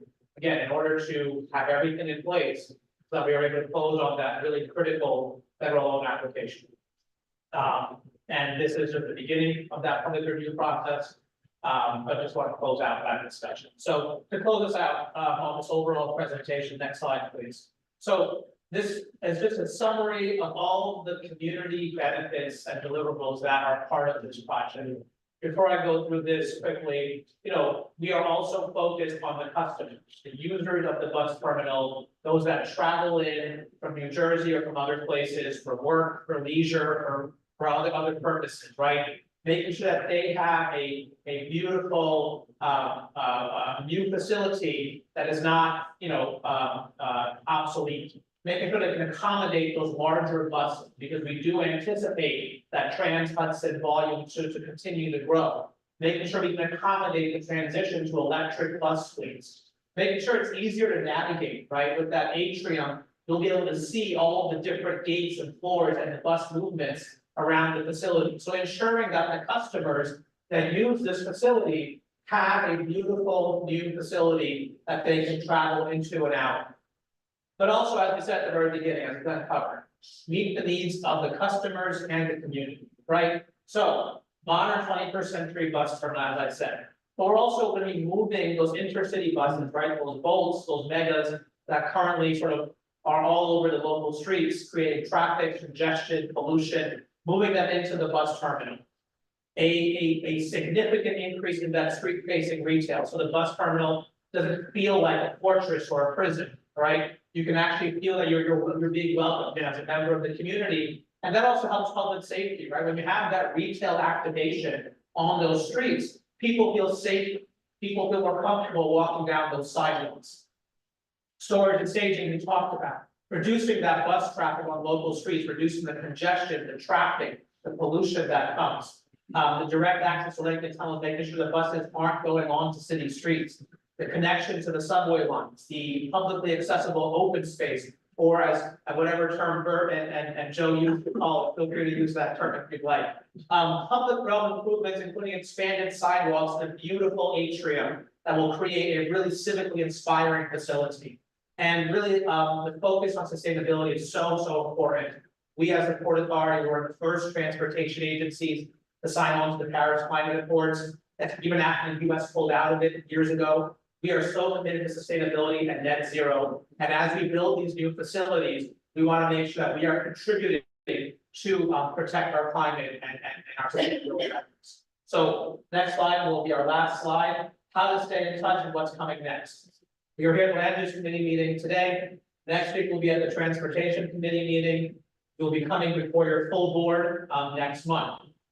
If you are eager to learn more about the project, review the draft EIS that Liz referenced. You can visit our website, pabtreplacement.com. If you have any questions, Leilani is your go-to person. And we encourage you, please, we are trying to make sure we have a robust contact list of community residents, businesses, other stakeholders, so that when construction gets underway, we are able to communicate effectively through multiple channels, emails, texts, other websites, things like that. So please scan the QR code, get on our email list, share that QR code with your neighbors and other businesses. We want to make sure we can reach you when there are things that we need to communicate out.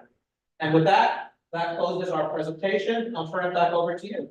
Sure, thank you. Thank you very much.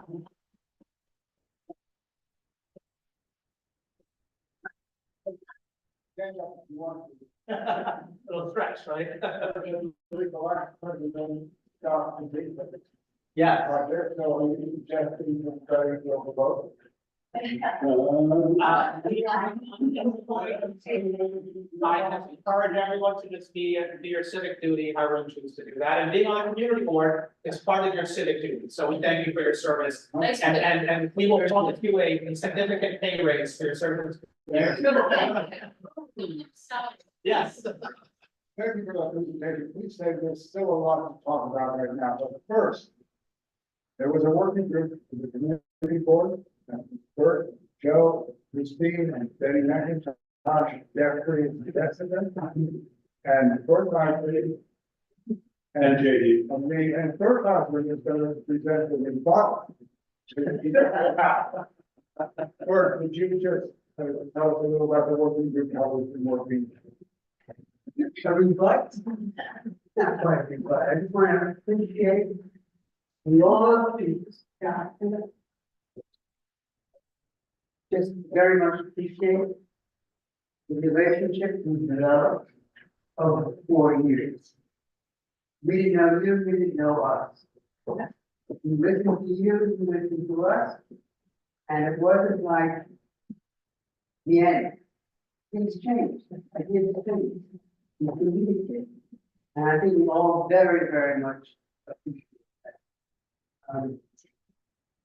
We had, I know you went up, I think it was slide number 7, whatever, something, the community stuff. We've developed a number of priorities that we will eventually move forward with, that we discussed with you. It's about 7 of them, generally. We have about 35, 36 details.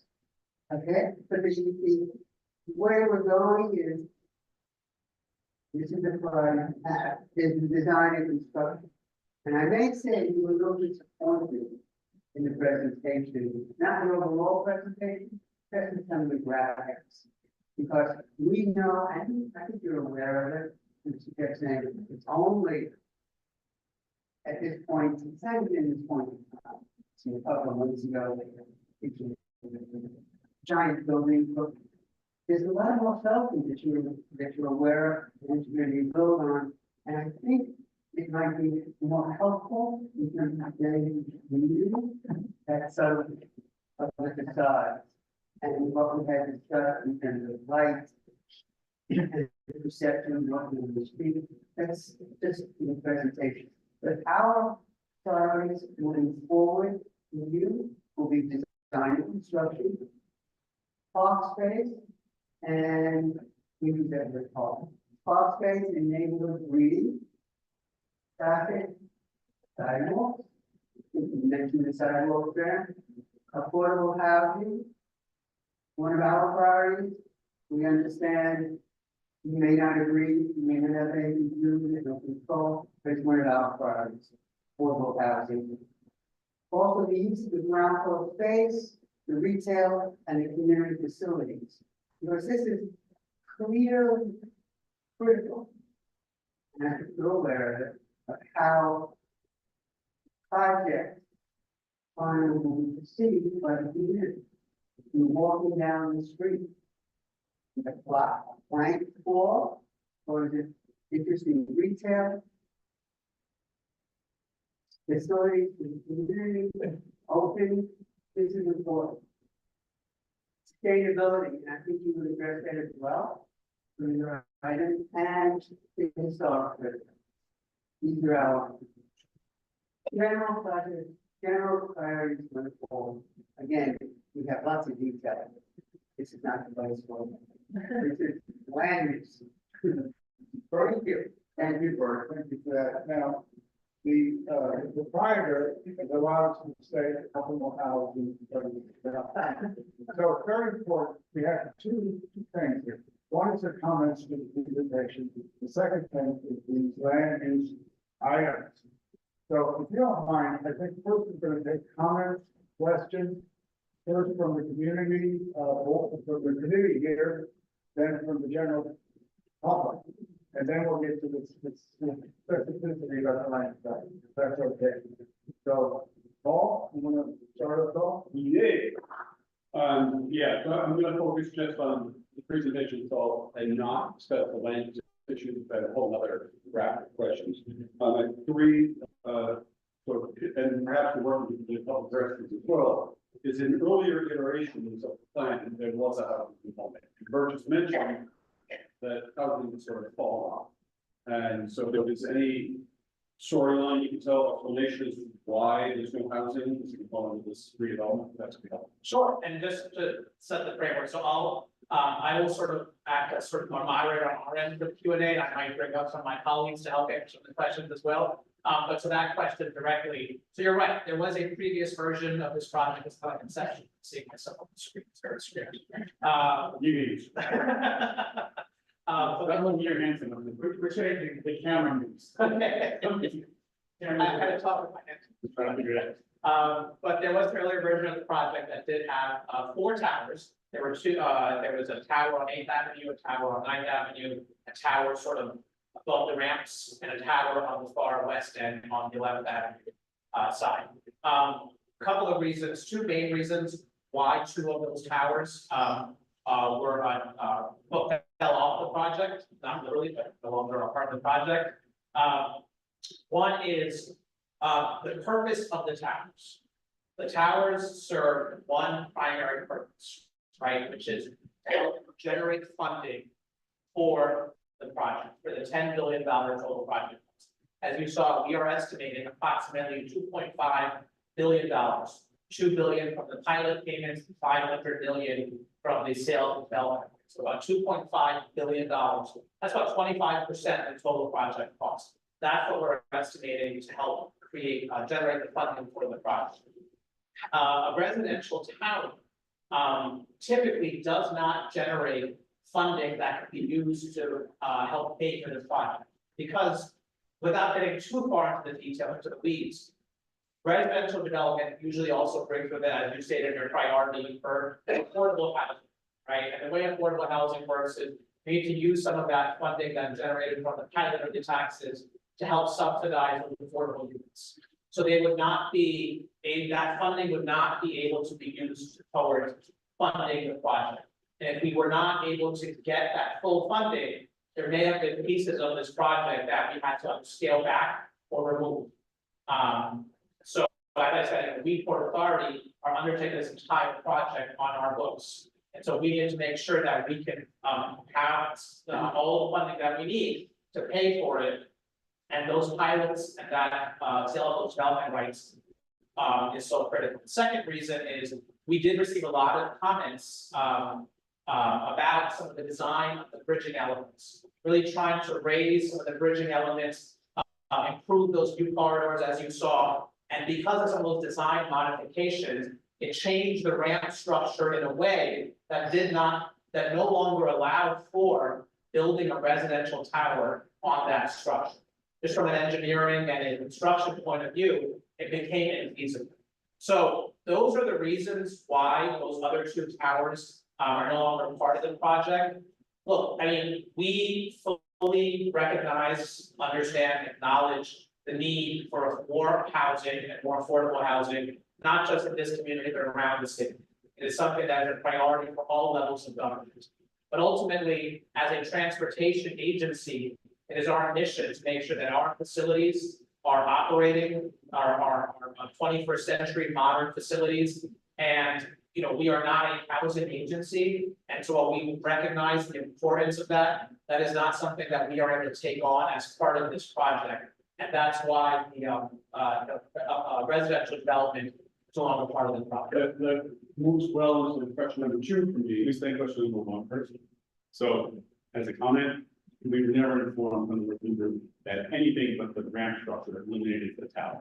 So there's never a question that the residential tower contributing to the financing. That's new information today. We were informed when ramp changed in their shape, being elongated, it made it possible to build in drop column and foundations to take an 11th or 10th Avenue. That's all we're told. Never, we have found creative ways to get housing to contribute to development. And also, we never had the board whatsoever at the Port Authority build anything in the same way that they do RFPs for various things to use land for. And I believe as a board, we are committed to figuring out other means. Okay, so good. That's a nice segue. The financing issue too is leads to my second question, which is the development rights. You can say there's $500 million forecasted in revenue for that. You're talking about development rights that run west of 9th Avenue. So we're talking about potentially millions of square feet of development rights. And we as a board have often taken a position, and listen, I'm a member of Redmond. I know the goal is buy low, sell high. So if Redmond is giving you advice on cost of development rights, they're probably telling you a much lower number than we would tell you. We have often argued for $600, $700, $800 per square foot. And so you can see a higher price for the development rights, bringing down the development height of the affordable power, connecting the same revenue, or you can increase revenue, that can say. So I would want to get more detail about what the development rights are, what you're thinking of selling at, and how many square feet you would be selling.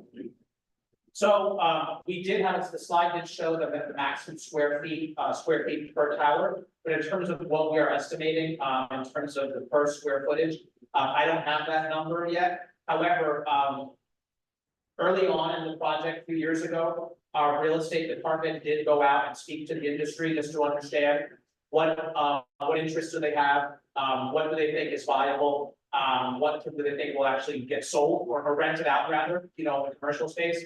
And that is what informed a lot of the assumptions that we're making. We're actually going to be doing that again soon. I don't know exactly when, but soon, to go back out and talk to the industry. And this really are our assumptions still in the right, range? Are there different things that have changed?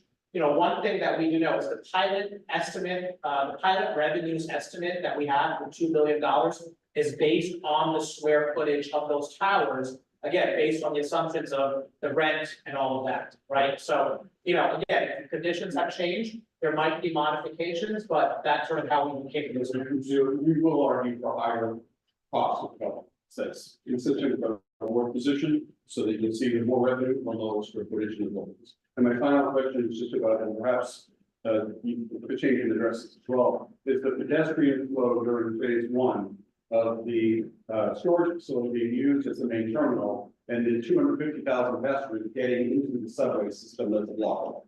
So how do those pedestrians flow through a construction? So I just want to make sure there's some conversation. So I'm not glad to come up and join me on this response. Just can you just add to that, if Oh, yeah. the terminals moved over, can you talk about pedestrian flow down 9th Avenue, 10th Avenue during the interim phase? Yeah, absolutely. So this is during phase two, right? Because during phase one, while we're building the new staging and storage / temporary terminal, the main terminal and all the subway connections will be, right? Understood.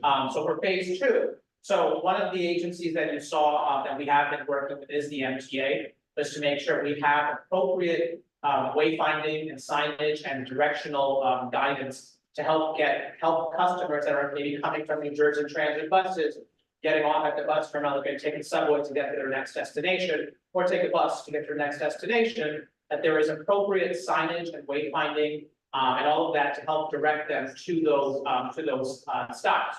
There might be instances where we need to move certain bus stops during a construction period, which is again, not all that uncommon during construction projects, but again, working closely with the MTA to ensure that the customers that are coming out of those buses can access to the mass rate. The question is less about wayfinding, but about the volume, where the people move. Yeah, To go from what's will be the storage facility through a construction zone to get into the subway. and also through the neighborhood. Because But pedestrian movement, not with buses and stuff. Yeah, Where will these 250,000 people go on the sidewalks and street? yeah, so two things. One is during that phase two period, while the new main terminal is being built, not all of the operations will be within the storage and staging / temporary terminal. There will be some operations, for example, on those deck overs, just because you can't accommodate them all in the storage and staging / temporary, right? But yes, to the rest of the question, right, about, I'm sorry, yes. No, I think that's still the question. Yeah. We are now between 9 and 10. Right, And how do we get to the subway? yes.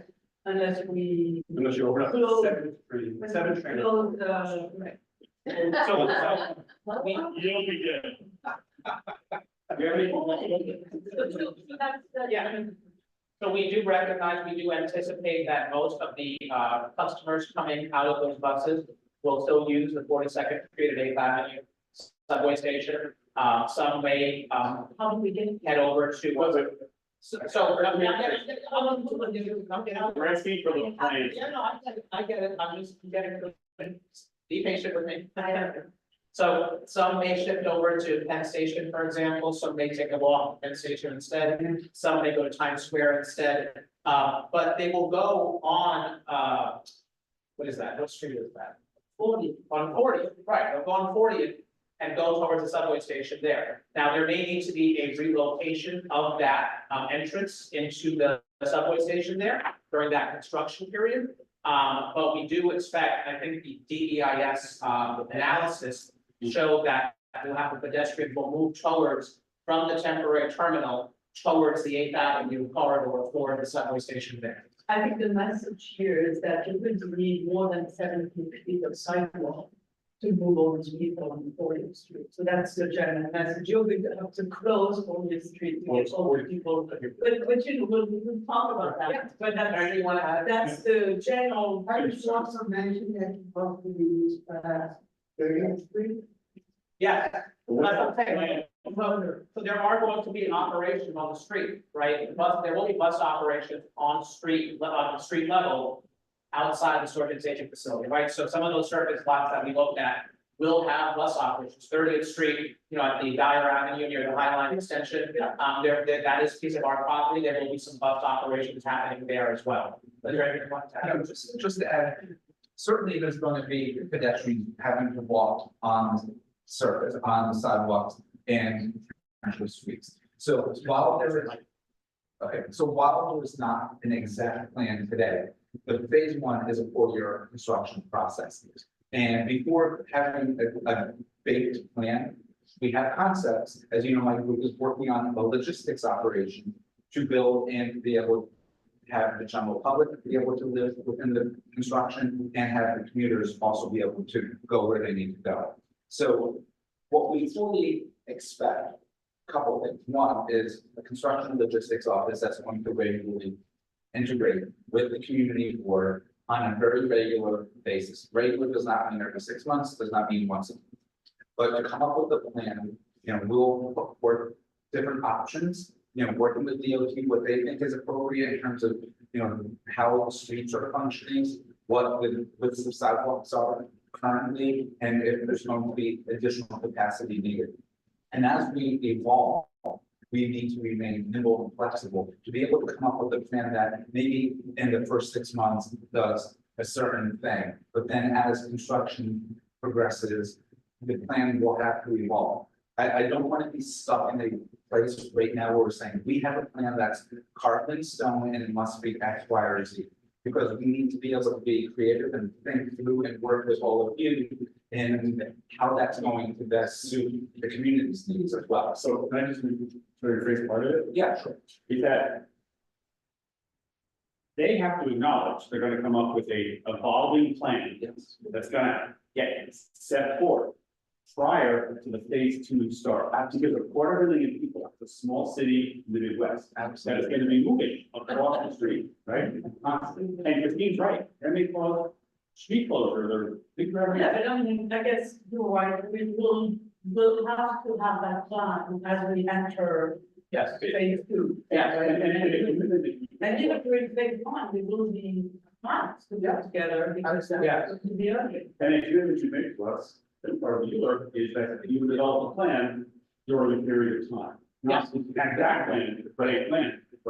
So we know so many months before, some whatever. Yes, absolutely. Thank you for that. We have, more questions. I have some comments. First off, I very rarely move to applaud after any presentation ever. Feel free. No, I actually did, and I want to applaud the entire team, because that was an incredibly well done presentation. It gave us all bite sizes of what we're trying to do on this incredibly big project. You also allow us to understand how incredibly huge this project is. Most importantly, the board has grown up, and I'm happy to see it's grown up. From 10 years ago, your presentation was really frightening, and did not engage with us. Yeah, did not engage with us at all. You really presented in a very, very concise way, not only what you think will happen, but most importantly, how you're going to work continuously with the community on evolving as you need to. So thank you for that. Most importantly, what you come here tonight is to ask for us to respond to your land use requests. And for such a complicated, incredibly large project, you have very few asks on the land use side, and they're very simple. And from my point of view, the size and the scope and the importance of this plan, there's so little to sort of pick away at. I am happy to go ahead and try to ensure that we do our part, that we can get that funding, which means to go ahead and opine on the ruler so that you can get that process done. So thank you for a great presentation, and we look forward to until you're no more than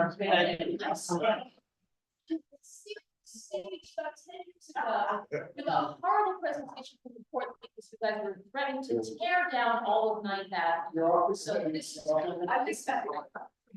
Yeah, so I want to thank you for your comments, and I remember how many years ago it was, which I was not, I watched the presentation. I would not have ever given that presentation, they didn't ask me, but I remember when you came downtown and met with us for the very first time when we walked the World Trade Center. However, right? But there was a lot you said that day subsequently that I still remember, which helped guide me when we were beginning to rethink. And when they said, hey, Glenn, will you kind of get on this project and kind of make it new and throw out everything? There was a lot of guidance you gave to me and my colleagues then. That was very helpful. That helped solidify how, when the working group came together, we were to approach this project. So I appreciate your comments, but you really helped the Port Authority all those years ago by giving us guidance. As we said that We appreciate the comments, thank you very much. Gotta go now. When you guys came in 2016, we wanted to know if you had a lease there. You can call. So in that, can I go just have, no, I cannot know. I'm happy to see you, congratulations, very, All right. Not quite yet. That's good. Right, okay. So. Crazy aside, I think that this has evolved tremendously. I think working group. I was working with the HKSC, which was part of the contributor that existed before the working group. You answered some of the things that we strove for in that, and I would say programmatically. We've gotten buses off the streets. We've got intercity buses off the streets. That's all great. You've given us some public open green space, which goes by another name, which I'm very excited about. But I'm also very worried because our community is going to be through a lot over the next 15 years through this process. And so as a community board, I think we have to look at this from the standpoint of they're spending 10.6 billion, you can say 6, but that's the number that's thrown out. What is it that we as a community are going to get at this? And there's been a lot of views that are in the right direction, but we need a little bit more. And we're going to ask for more, or at least I'm going to ask for more. The green space deck over, which is on Dyer Avenue between 38 and 39, only extends partially over that. I've heard reasons why it can't be extended fully. I don't really think those are adequate reasons. I'm going to ask that we extend that green space further, so we have something larger than the lawn at Bryant Park. And again, this comes out of community input from the Hell's Kitchen South Coalition, where what this community is really striving for is the improved health and well-being of the neighborhood. And that was defined in terms of air quality, livability, and open public green space parks. So every inch of land that we can get, I think we have to look at and strive for. We also spoke extensively, we walked with Port Authority and all of our elected officials around the entirety of the neighborhood, down from 33rd Street, where we connected those open Dyer cuts and deck over the other cuts, because those cuts contribute a lot of pollution throughout our neighborhood. I can tell you it's on a windowsill every day. So want to see that. Also, this is a massive project that actually goes over 4 city blocks and you connect it all together. There's a massive amount of area of roof space. And What space is it? roof space of the new facilities. And I've also heard from working group, you guys have said, no, we can't do anything with that roof space, but we should. That should be a giant public park and scale of what was the, say, San Francisco Salesforce Park, which was built on top of transit. Okay.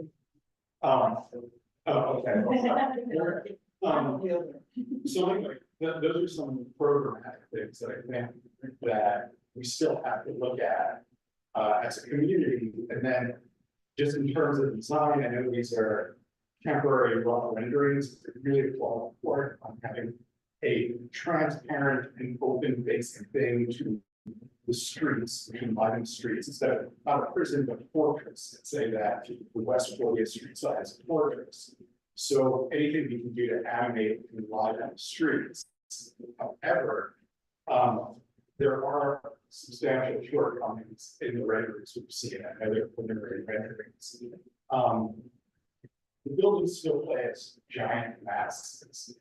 And I think to the metro development in downtown Brooklyn, which is so engaging of film and data. And I know that the design team hired for this can exceed that and make something that is worthy of our community, our neighborhood. And what is discouraging about the renderings that I saw, particularly once looming over the open public green space, is that we have a lower level concourse of retail and then upper levels of vending systems. And it just looks like a monolithic entity that there must be some, and I don't know if this is the time in which we're discussing that, but I would hope that there's an opportunity for our community to have more input on design.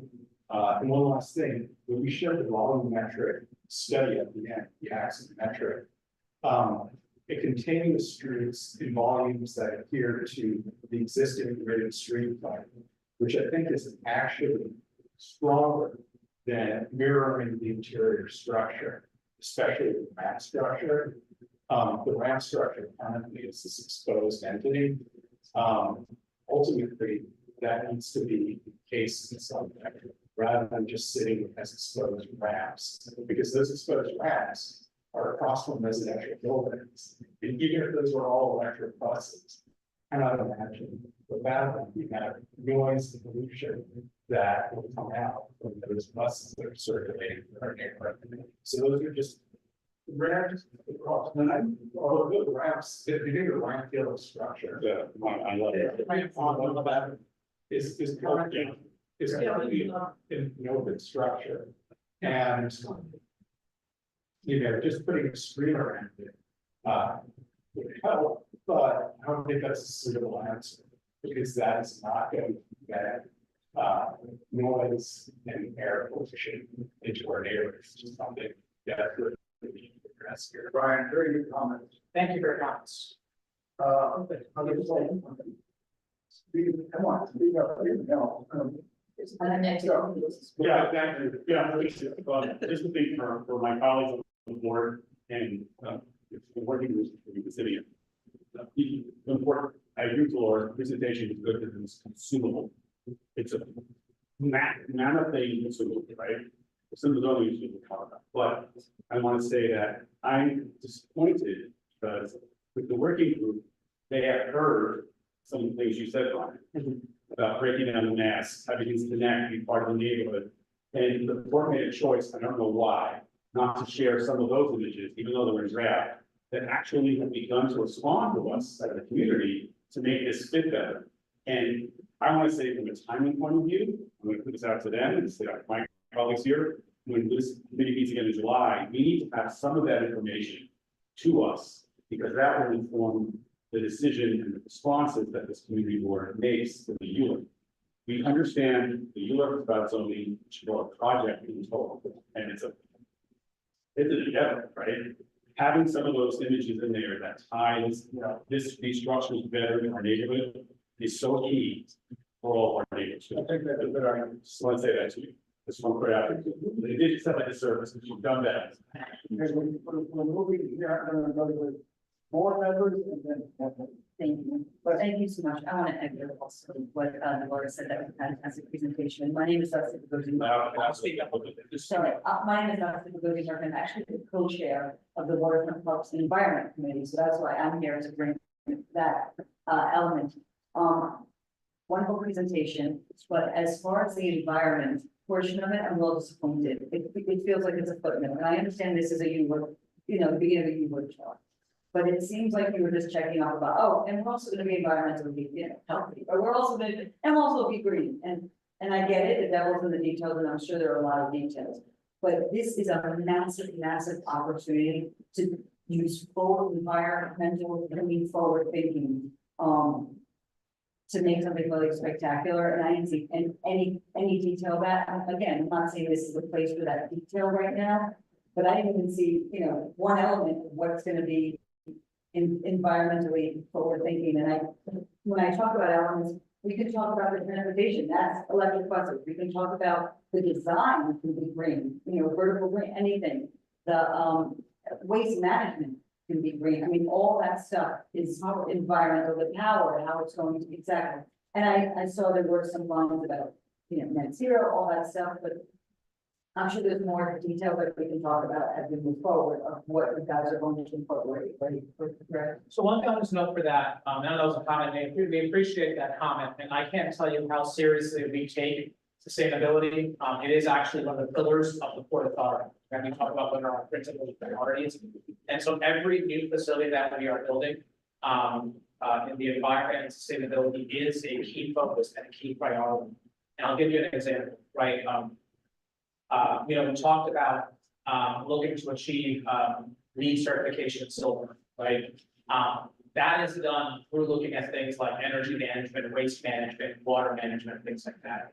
At the airports, which is the projects that I started on mentoring for authority, we had very high environmental standards, and just within the past year or two, the new terminals at LaGuardia and the new terminal at Newark were both rated LEED gold, right? Because of not just how the facilities were built, but how they're now being operated. And so we hear you, and we can provide more information about that. But let me just reassure you that sustainability, it is a top priority of ours, especially when we're rebuilding these facilities and not just doing some, state of good repair work to keep them operational. We're going to look to push the envelope on those sustainability measures. That's good to hear. I mean, that's wonderful to hear, but I hope it's not just hitting marks. It's like, I don't, not to see a trash bin. Let's think of like Manitou. You gotta get the forward thinking options that we could do. I also want to echo what Ryan said about the roof space.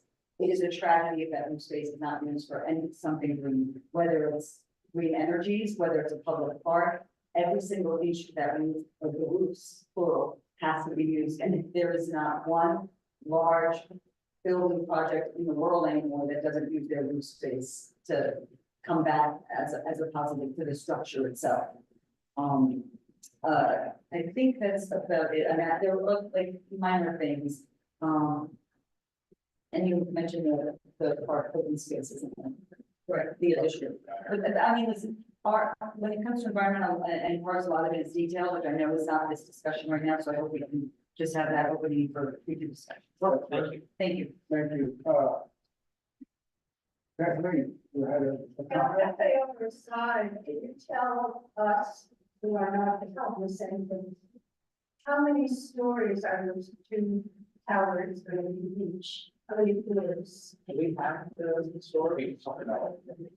We have the rights to we'll have to come back to other stories. We'll come back to them. We should be able to give us an email to Jesse. You have the feet. Yes, we have the feet. If you report the feet, I can translate that into story. Well, we have the feet. That is part of the application. Tell us the feet. Can we go back to that? So for Tower One, the maximum height is approximately 1,340 feet, very tall building. how would you? It's easier. Okay, that's Kathleen, that would be equivalent to 130 residential stories, but they're not residential buildings. It will be taller than the World Trade Center. It would be about equal to one World The Trade. World Trade. So these are not small buildings. Equal to one. Higher than the Hudson Yard, It is much higher than Hudson Yard. much higher. If you look at World the, Trade Center. it's higher than World Trade Center. They have given us, and the board will put it online, not a rendering, but like a schematic of the building set in the current skyline. Yeah. And I will note that the Orion and the Times building are short compared to these buildings. Just be aware of that. The McGraw Hill building is extremely short compared to. So just be aware that that's what it is. I'm not saying yes or no, but that's what it is. Tower two is roughly 900. So, 30. so nothing is written in stone. The Euler, it's 1,000 square feet, it's 1,000 feet high, roughly 100 stories, probably equivalent maybe 70. One vendor is 1,450. Right. Thank you, Ken. Sir, can we stand? Sure, where the microphone will talk. My name is Tony Oshner, live in Lake Avenue, building that have plaza. First, thank you to the board for having this forum. Thank you everyone for the presentation, clearly for my work. I'm sure we all snap our fingers and be when this is done, we're really happy about it. So there's going to be a construction period in between, and as someone who lives reasonably close to where that construction is going to happen, I wanted to ask if you can talk a little bit about noise abatement efforts. When you expect to, what limits there would be on blasting, if any? So I can say when the SEIU building was taken down on the corner of 43rd. You could hear the blasting, blocks and blocks and blocks, like screaming starting. And then finally, debris control from the truck. Talk a little bit about those things. I know they can linked. I'd love to hear some thoughts. And I'm sorry, and which development are you live in? I live in Manhattan Plaza, I'm also on Manhattan Plaza in Tennis. 42nd and 43rd and 9th. Okay, and I'm only asking because we want to make sure that we are making contact with each of the adjacent residential developments as well. So if you wouldn't mind, maybe you can share. The entire block between 4.2 and 4.3. If we have a resident here right now and get some contact information, then they'd great. Can I use that? QR code. Thank you. Thank you very much. Thank you very much. So the questions were about, Noise abatement, tree control and blasting. noise abatement, tree control, and glass. Do And nights, nights. you want to into that? Someone does. It certainly sometimes does. So our contracts are not that yet. So in terms of criteria on the contractors, that has not been established. So we're, first of all, we understand what traditional construction hours are in the city. So we know that we're going to at least have an extended shift. So starting at whether it's 6 or 7, it's still to be determined and beyond. Now, in terms of where we are in which phase will depend on, like if we're doing the deck overs versus the staging storage, there may be needs to do different things at a time. So for instance, oversized deliveries in Manhattan can only be brought into Manhattan off hours. And so there's going to be times that there will be off hour deliveries.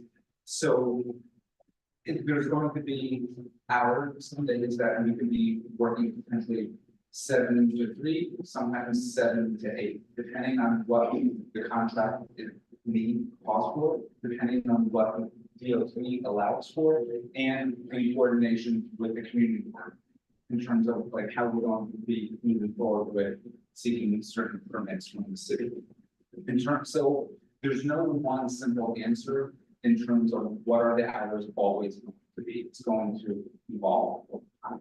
In terms of the mitigation, in terms of dust, noise, etc. So buildings within a particular radius, those that are historical, have a particular treatment, those that are within, say, a 90-foot range. And then beyond that, we'll have a different treatment based on law, what we need to do in terms of shoring up buildings, doing precondition surveys. And of course, that's dependent on us being given access to the buildings adjacent to the site. So we can look at foundations and structural stability and whatnot. Those reports are then turned over to the property owner. But the goal is obviously not to have, to do the pre-condition survey, so we would know if there's a building right next, like, let's give natural that church as an example, it's going to be right next to some of the operation, it's a historic building. It will have particular protections that we will work out with them in particular. And that will be also a process that happens with the other buildings that are in an adjacency to the project. In terms of dust, we're certainly going to be employing different methods of dust control. So whether or not there is a jackhammering operation, or you mentioned blasting, interestingly enough, when we were doing the trade center, I was on that project, we had to excavate what became the east back. It's the area where the low-rise buildings number 4 and 5 used to exist, and now where buildings 3, 4, and the Metropolis currently exist. Right across from the residential buildings, we were jacking, and a larger jacking called a Hogan, hugely invasive in terms of noise. They actually asked us if we would want to explore blasting, which we did, and we blasted through the night, and there was no noise. It's a much quieter operation.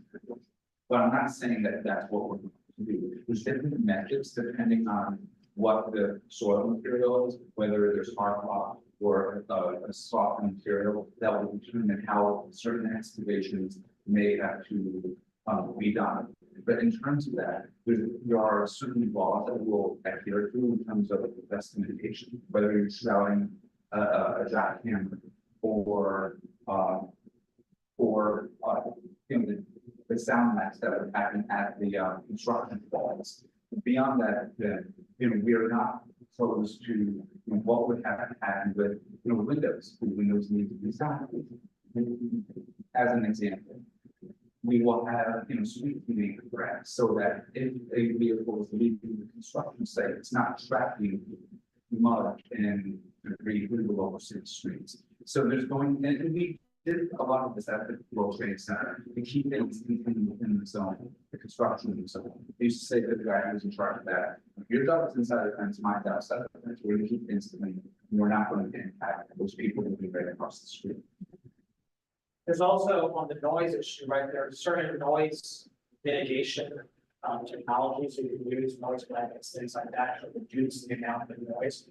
And those are the types of things that we would write into the contract with whoever's actually be building these things, right? And so as I said, we have not awarded those contracts. We have RFP on the street for phase 1 of the project, but using those types of noise mitigation requirements, it's not going to eliminate noise, right? It's a way to reduce the noise impact.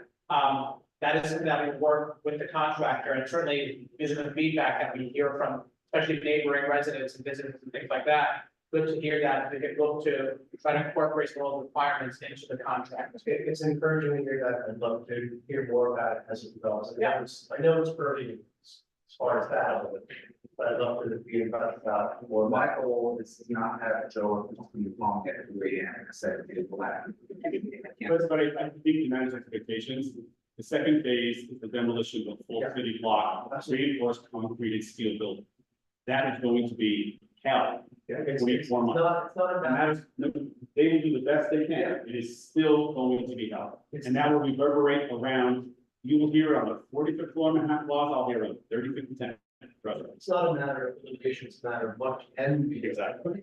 And there will be a task force to construct constantly with you and everybody on the website. And alerts. And we will make sure that, again, as we get closer to construction and construction of different, I don't want to say phases, it's not the right word, but different locations of the project site, we will want to come back and want to share with you what's happening, what technology we're using to address some of these issues. But also, if there's things that we haven't thought of that we should incorporate, we want to hear that from you as well. So that dialogue will continue, but we will absolutely come back and share more about some of those tools and technologies we'll be using to mitigate some of those.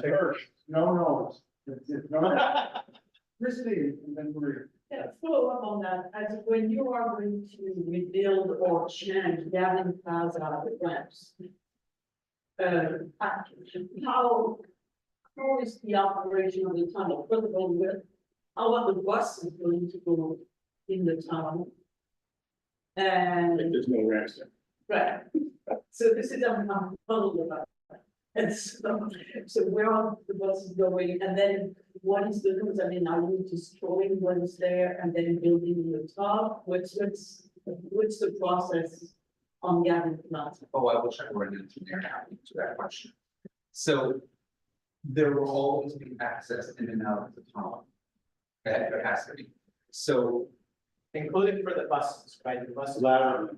we're trying to make sure that. You can stop all the cars and just leave the buses, we'll find it. Who's that, snap your finger, right, and figure like that. That's it. but Christine, what, there's always going to have to be the access in and out of the tunnel. Right. But in order to be able to remove a ramp, you have to have a new ramp. So to make that connection, so there will be times that we're going to have a temporary ramp built. We'll be going through all of those plans with you. They're not fully, completely baked right now. They're in process. I've looked at some, I said, I don't like that. But there are some temporary ramps to keep the access in place. What I'm saying is that you have to work at nights, so I'm sorry, constantly. you have to work at night. Very likely, possibly, yeah, and in some cases. But there's also certain things you can do where you can, prefab some of the ramp structure from elsewhere, yeah, right? So there's ways to get to make that night work not as noisy, right? But you're right, there will need to be some night, work, right? I mean, we don't want to sugarcoat that, but there's ways to make it not as impactful. Okay, now, I'm gonna take 2 more people, we gotta be out of here by 9 o'clock, so. It is not. Maria, Elka, and Michelle. Maria, Okay, Oh, there you go. no? you're serious about this? No, that's really what Serious about. So my name is Maria, I'm co-chair of I personally appreciate the presentation. It was, I had a couple of, I always appreciate when I can hear the presenters. And when there's humor thrown in there, it's kind of dull. Not that kind of dull, but it was entertaining. There was that, and there's just 2 things that I have on my mind. One is, somebody brought it up, Christine and someone else, really just about like, the foot traffic. I use, the Port Authority sometimes. So I'm wondering about like the foot traffic that's gonna be happening when you have a temporary area, what that looks like. I'm curious what it's gonna look like inside. As a commuter, when I'm inside and I have to use it, well, the instructions can be simple, the directions can be simple of where I need to go, I'm taking the bus. And I'm also curious about, there was talk at some point about social, like a space for social services or some kind of office. So I was curious about that. So on your first question, leaving in the temporary terminal, well. Yeah. So, there will be, let me just say a sort of. Would there be able to be a slide?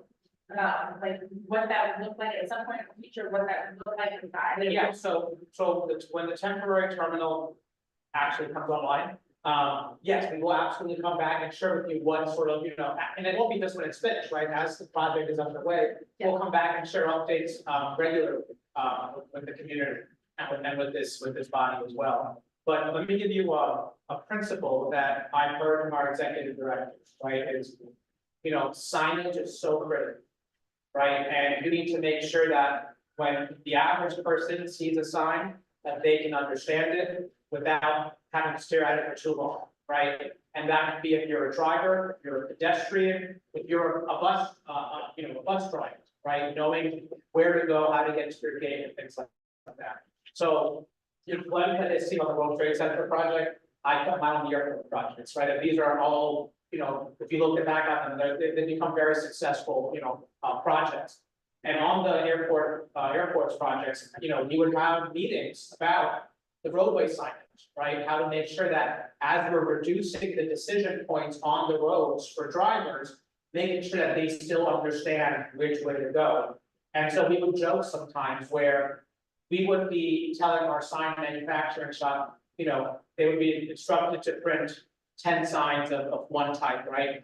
And we would say no double, right? Because we know our executive director wants to make sure that all of our customers, all of our users, all of the folks that surround our facilities that they are able to clearly understand where to go, where they, where they need to be and how to get there. So I can assure you that, that signage and all of that within the temporary terminal and the new terminal when it's built.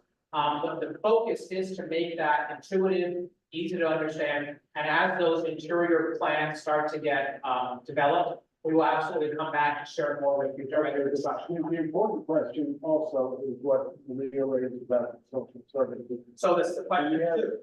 So two things, right? One is, right, I can ask Christine to speak about this a little bit, right? But we currently work with a social services provider within the bus terminal to help those individuals that might be unhoused or need additional services.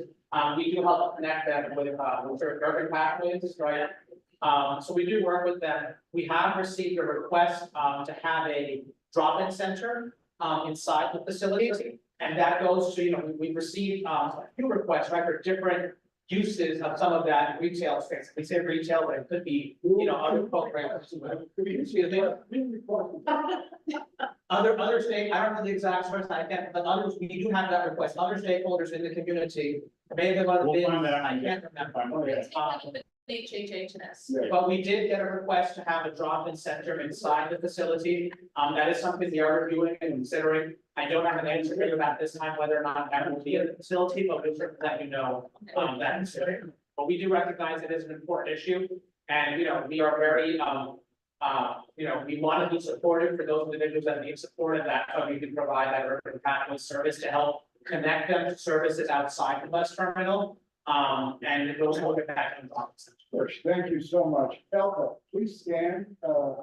Thank you. So thank you very much.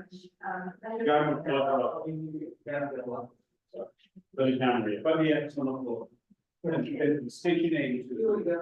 Elka Peters, president of the West 47th, 48th Streets Block Association. Thank you for the presentation. It was very good. I'd like to get back to really basic stuff and just want to enforce that prior, during, and after construction, you do rapid maintenance. Because you're going to be disturbing a lot of houses. That's my request. So, Thank you. I mean, 100% important issue. That's something that we will be paying attention to. Sir, yeah, come. Yes. Hi, I'm Alex. I am a random member of the public who saw this advertised in the Westport City Street newsletter. And I vaguely understood that there was something going on in Port Authority. I saw that in the New York Times probably 6-8 years ago. But I mean, one, amazing to see all of this. Amazing to see that I'm up at 7th Street, so the community board here just, we're technically part of this, so far away. So thank you guys so much for getting to this point, and then really cool to see all this stuff. And I will say first and foremost, like what you guys have done with like LaGuardia and Newark, like for us as a person, that this will be a better thing for them. All that being said, I've done one clarifying question and then like one maybe this bigger question. But those deck overs, those are covering right now where the on 9th Avenue where those like inputs are to the road. So to the Lincoln block, right? So when are the deck overs completely closing? Like those will still be there and they'll underneath. Not completely closing, although we did hear the comment about trying to extend them, but one thing we have to keep in mind is we have to be able to access the road and the gantries and things like that for maintenance and things like that. So, but we did hear the comment and we can go back and take a look at that. But right now, in the current design, it's not full enclosure, but it is a significant. On one block of full. Yes. So when you drive, it'd be a tunnel. But it's all the road still goes. Yeah. For the regular cars, not just the buses, coming out of the tunnel on the north. The southern tunnel coming into the city, when they come out onto that like split block and then hit 10th Avenue, not that's still the same. Yeah. That's all the roads for the regular buses. Yeah, all the roads will be maintained with their normal access. Yeah. It's just going to be, as I say, converting an open air to a tunnel. Cool. I was asking because even all the way up to 7th Street, we do see all the traffic that comes on 10th and 9th Avenue, if everyone's coming up, coming down, I was just curious if that shift would, if that would flow the shift there. The second question is also seeing the towers and also on top of it. One of the things I'm guessing that makes a lot of this work possible is back, the years ago, current Port Authority doesn't have two gigantic towers on top of it. That's what lets us add, more floors on top of it. In 84 years, a very small percentage of people certainly still be around, but in 80 years from now, when eventually, right, there's no change. No, it's right there. In 80 years, when New York's talking, you said it's never going to work out, right? In 80 years, New York population is triple, buses are 4 times as long. I don't know if that would be, but if we ever get to that stage, is there thought about like what are we potentially blocking off the potential for our like next like 2 generations to build on top of this? So, the new bus terminal will be larger than the current, right? So we are accommodating for, future growth into, I think, like 2040, 2050, 2060, right? What happens after that, it's hard to say. But you know, sometimes these facilities also have a certain useful life that's, you know, limited, right? So, I mean, this facility right now, it's 60, 70 years old. Yeah, like 60, 70 years old, right? So you have that useful life and you need to sort of refresh these facilities, you know, every few decades to make sure that they're modern technology, things like that. But the new terminal is larger and you want to have it, so I think sure.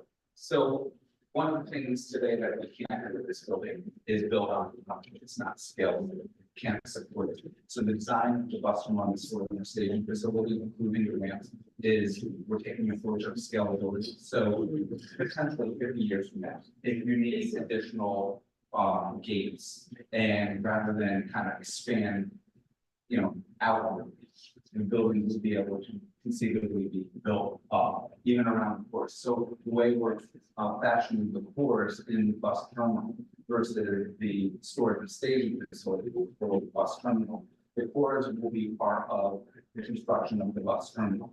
And what we really find out in terms of the towers is an overhead. So what will really evolve is the scalability of the project. So while on the 8th Avenue side, the floor plates may be a little bit different. Conceivably, you would be able to build on top of it. Now, if there was green space, then we have to be able to whoever they are. So just move it up to the story. Joe will guide that discussion. And whatever it says, will be. That's what that said. Like with the storage facility, there was that discussion over the residential tower. As we adjusted those ramp configurations because they were kind of up down with the building and they had an impact that wasn't seen as really pretty. That configuration of those ramps changed. The way in which they've been changed and modified would allow for, from a structural standpoint, to be able to build on top of the storage staging facility as well. So everything could be sequential is the concept. As Hirsch said, things have a shelf, so we'll see how that works. And the other part. Yeah. Let's move on. Yeah, I think the reason I asked is like we look at Penn Station, Matt and Bernard and stuff on top of it. That's been tough to people. So thank you guys so much. We still have a small matter to deal with. All we want to get. Yeah, we got it. Joe says we can continue this discussion. Yeah. We're working, You know, I don't know, but I think we're going to raise questions tonight. We're gonna have to have some reps come back to our July meeting because we're at 9 o'clock. It's a massive project and there's specific zoning things that we need to address and we need to keep this time to address. So Paul, in terms of you, look, and Jeff, correct me if I'm wrong, we'll be voting out a letter on the issue of process at our July 24th full board meeting, which means this committee can revisit this discussion at our July 10th meeting. So we don't have to take our vote tonight. So I know there's a lot to digest, so we're stuck in the Dropbox, and there's a lot of nuance and detail, so let's be prepared. Shouldn't we ask like? I have any questions, but yeah, you know, just saying the frame for our discussion, we're not, and Jesse, correct me if I'm wrong, we do not have to take a vote tonight. We take a vote at our July 10th meeting to vote out to the July 24 full board.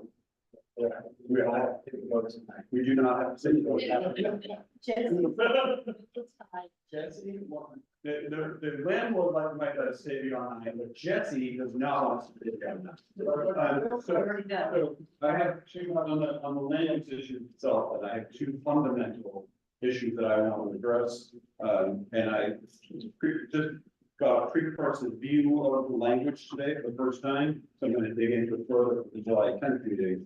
But a lot of the language talks about this rezoning, the zoning mix and being district wide across the entirety of Community District 4. I don't think that is a smart approach. It's because we have undeveloped lands like the Western Rail Yards that we now allow bus terminals across the districts. Who's to say that Western Rail Yards should become apply for because we've now done the zoning text amendment to change it. So changing to district wide is something I have a fundamental question about. You're shaking your head, so maybe that needs to be answered right away. Speak to that. Yeah, sure. So first of all, you are right that this special permit through the text amendment would be available throughout the District 4 commercial manufacturing districts. As a practical matter, if in the future someone wanted to build another bus station like this one or a smaller one, they would have to go through viewer, they would have to apply for a special permit. They'd go through this very same process and you would have an opportunity to comment to issue a recommendation. I can tell you nobody from the market. Because, so you guys, I can tell you never been from our board before. Because we frequently have this issue. We are able to limit the geography of these sorts of things to ensure that the project can get dealt with. But we do not, we have never adopted something that is 100% community. And that is like a fact. So I think that's something we just bring to your attention, that we will work with the Department of City Planning, your agency, our elected officials, to change that. Because we want to make sure this works, but not allow the idea that someone will come back. Development is rock and water. She gets there every single time. So we cannot say, look, issue time. We'll just work there and change it. That's all. Because we've been that many times before and very successful. And you can talk to your colleagues, you're there. I mean, district wide is not something that I'm supporting. And my second issue is just a generic perspective on, you're seeking a special permit for bulk and type variances, for allowing bus terminals, all of these things. And something I addressed earlier in terms of development rates, the cost, I'm looking at 4.5 million square feet of development, $500 million. That's about $100 a square foot for development. Very cheap. So it's very low. So I'm less inclined to support transfer development to support the overbuild of a 1,300-foot tower adjacent to our special pension district. I know it's not technically in our special pension district, but it's an overbuilt tower, bigger than the World Trade Center, that you're asking for assistance with. We're not getting housing. We're getting shadows. We're not getting the return to our community for this request. Doesn't balance. So those are my overviews. I'm going to get more nuance with some of the language once I have to dig in. Okay, appreciate the comment. Thank you. Joe. Yeah, I have one comment first for the committee, and that is, please do not state that the districts, the sub-districts in Hudson Yards are commercial. The big block is already a C25 overlay, so it's not a commercial district. The 9th Avenue are specifically rezoned, I'm not sure, for many narrow second-story dining room. And the C28 along 8th Avenue, along 10th Avenue, is further modified by the text, which is incentivized in residential development, which is the specific reason we worked out former chair of the City Planning Commission and Burden to make sure that that part was residential. So on the map, it says one thing, the underlying elements of the district create another pattern. So that is something that we work very hard to make sure there's a residential core in Health Station and City Yards. But I have a few questions, and maybe in the critics. What is the total square footage of the bus station and its buildings? Let's say that again. What is the total square footage of bus station units. Which are buildings you mean? No, the whole bus. Entire project with the towers. No, No. outside. The entire, so the three components, yes, bus terminal, storage, staging, and the ramps. Right, and actually, you're not, they are. Right. We can get back to So, it. but approximately, We'll get back to it. approximately, the million square, is it a million square feet, 2 million square feet, I don't. Be a rough. I know less about that. Not- We'll let you know, we'll get back to it. So big number. All right, so let's just leave it, it's a large. Yeah. Large. So, yeah, that's exactly. What is the square footage that is part, coming to this room, but the mapping? What is the square footage that resides in the volumes that are mapped? I'll answer that. Okay. It's a So- smaller number. Well, it's about the numbers. So, Ready? it's the minimalist comparison, but we will get back to. Understood. Understood. So I have some questions then, and tell me if I'm reading this text correctly. We saw the special permit test, really, when this information dropped, right? Is it correct that the entire FAR of the terminal and its buildings is exempt from the floor area calculations, the whole project? That is correct. So that means that if it's 1 million square feet, right? It's 1 million square feet. That means it's 1 million square feet that is not part of the overall FAR. And the FAR for this project is from 8th Avenue, it's, by the way, it's one building, that's what they had to do with the building. It's from 8th Avenue to 9th, to Dyer, to 10, to 11, right? It's all one structure, so they have fire, right? So that means that does not count for the overall square footage of this development. And what's the difference? That's correct, right? Well, what's the difference? Well, the difference is, if this is all being put together as one large zoning lot in one building, you have X number of square feet available from the zone on 10th Avenue, zoning 9th Avenue, 10th, the zoning between 8th and 9th, is all, and then up to 42nd, all different FARs. All those FARs get multiplied, number of sugar cubes derived from those. And so now what it means is that by exempting the floor area of the terminal, we have now added a whole other 2 or 3 boxes of sugar cubes onto this development. And what I'm a little bit surprised at is I have never, in our discussions over the past number of years, heard anything representation that the terminal would be exempted floor area. And that's the reason, like 3 months ago, we asked this no language suppression permit. So at least I'm understanding if that's correct. So we may have a response on that. But that's a specific thing that you've never heard before. It's. But you're. Let me see if I can. Not quite, no. So wait, what is that? So the 18 on 8th Avenue. Okay, so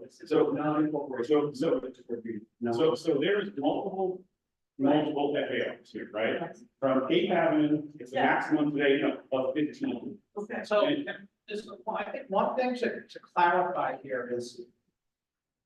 As the Port Authority, and I said this at the beginning, right, and this is not at the beginning, Europe is new to the Port Authority, because historically, the Port Authority does not go through local land use processes. We are a state agency, we are a by-state authority, right? So some of the local zoning requirements, some of the local building requirements do not apply to the Port Authority or to our facilities. I think that's an important foundation to set here. We are going through ULURP for this project for a couple of reasons. One, for the closure of 41st Street. 2, because again, it was part of the discussions that we had with the city and the community to say, we will elect to go through ULURP for this project. But for example, the Department of Buildings does not need to issue a permit to occupy for our facilities. We are not subject to those local zoning requirements and laws. That is an important foundational element to set here. I recognize some of the surprise and shock. No, wait, but you made it short. We made it You made it short, short many years ago, and that's a problem with it right now. Right. Having a discussion. So I'm specifically asking about a piece of text in a proposed special permit. So So that is particular to what he's explaining to you, because that part of it is not subject to the city's action. So that is why it was not included in those numbers. And so it's a reflection of what is part of it is not subject. the Port Authority bus terminal facility itself, the internal operation, internal infrastructure, and property of the Port Authority is not subject to the local law municipal code. We are entering into this process voluntarily to address the city's land use actions. And the entire program is being looked at, and we presented on the entire program. But the specific actions and the FARs pertaining to the requests that we are making is what is being described in the calculations. So we were not, it was not misleading or misleading. It was a way to demarcate what the city has calculated for the purposes of what they are contributing to the program through that pilot exercise. I really need to say again, that's not what I'm saying. Okay, fine. In our months and years of discussion, we have never heard this stuff, we said you just got it right. You said that over and over. We have full language. We have never heard that the millions of square feet of the terminal is not going to be counted as part of the overall 12. Joe, since. Hold on, wait, so I just wanna, so. We may not have never said that, but again, the fact of the matter is that we have said from the get-go that we are electing to go through Mueller. And there are certain, and there are only very specific discrete actions related to this project that are part of the Mueller. The entire project, everything that we went through in the presentation is not under the Mueller application. It is not being reviewed by Mueller process, and is not subject to the city requirements on FAR and things like that. I think we understand that, but Yeah, I think the issue, you're right that the Port Authority building itself may not require these issues, but you're coming in asking for a special permit on development type restrictions on two commercial towers. Those two commercial towers are not going to be occupied by the Port Authority. So there is a difference. But they're on Port Authority property. They're gonna be And they're gonna be owned by the Port Authority. They're gonna be owned, but that floor area, those towers, those occupants of the towers will fall under other guidelines than the Port Authority, correct? Again, they are Port Authority property, so only on Port Authority property. I think what's happening here is we're talking in a circle and we're specifically saying, and we'll respond at our next meetings, right? That we ask as a community for the language of special permit, understand the entire project, right? That's what we ask for. And Bert wants to know what is the consequence. The consequence is by exempting the floor area of the terminal, another million or so, whatever it is, square feet is created that goes, it can get transferred to these towers. The other part of the special permit. But I'm sorry, Joe, but that's not true. We've said what the maximum square footage is of the towers. We have stated that as in the application. That's not what this language says. This language also says you're able to transfer FAR west of 9th Avenue over to 8th Avenue. This special permit has been written. Reflect that one in particular. The text amendments authorizes the special permit to allow that transfer flow area. Yes. The special permit drops, which to be approved as part of the special permit, establish the amount that will be transferred. So city planning commission, the city council will grant the waiver pursuant to that text, but it will limit the amount of floor area that's transferred. It will limit it to the 18 FAR overbuilt towers that we've proposed. And also, I'm just saying again, in terms of the process, that we have not talked ever about the But transfer. that thing is not part of the application. It is part No, of. but the FAR of the bus terminal. I'm not talking about the But bus. you're saying you I'm not talking can about transfer the FAR from the bus terminal to these towers. The FAR of the bus terminal. I'm not talking about the bus terminal. All right, so I just want to make, I spent a lot of time the other day asking you a lot of questions, and here we are. I think we will need a clarification, and maybe we need a separate session of the working group to just talk about that, because we are, we have some. After we ask. We have some experts, and you have some experts, and we'll need to put our heads together, and clarify, because we are not in that's why I'm here. I think they are Right, but potentially a significant issue, or potentially not.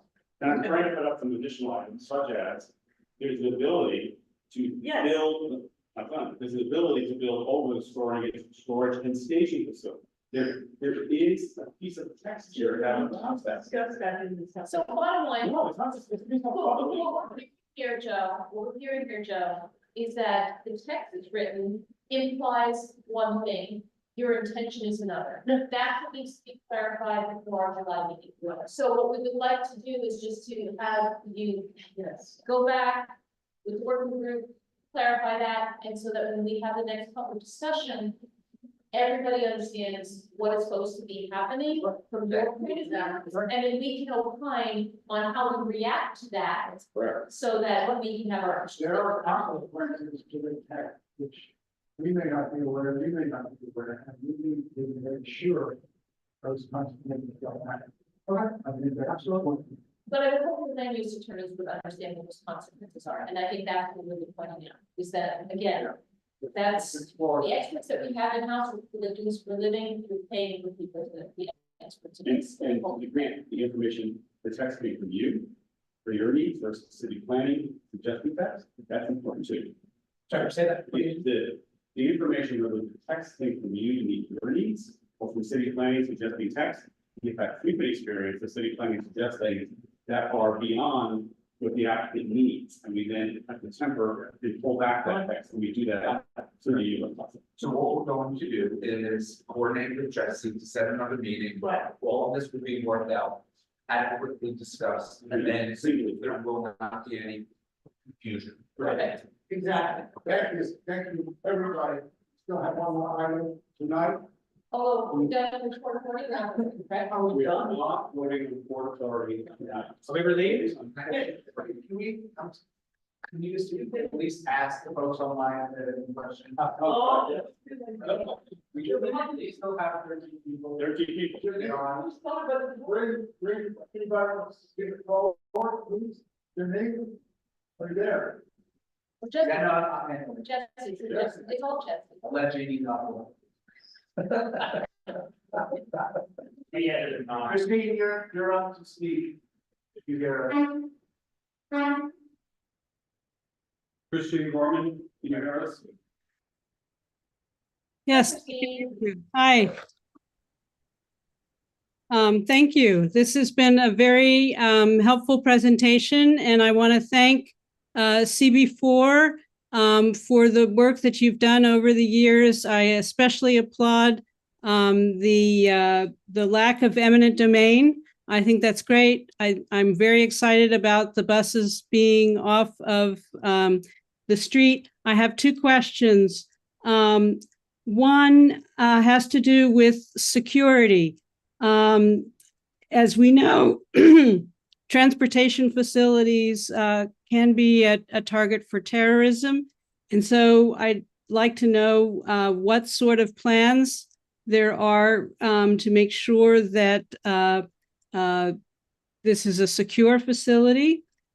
Secondly, I just want to register disappointment that affordable housing is not part of this. I don't understand.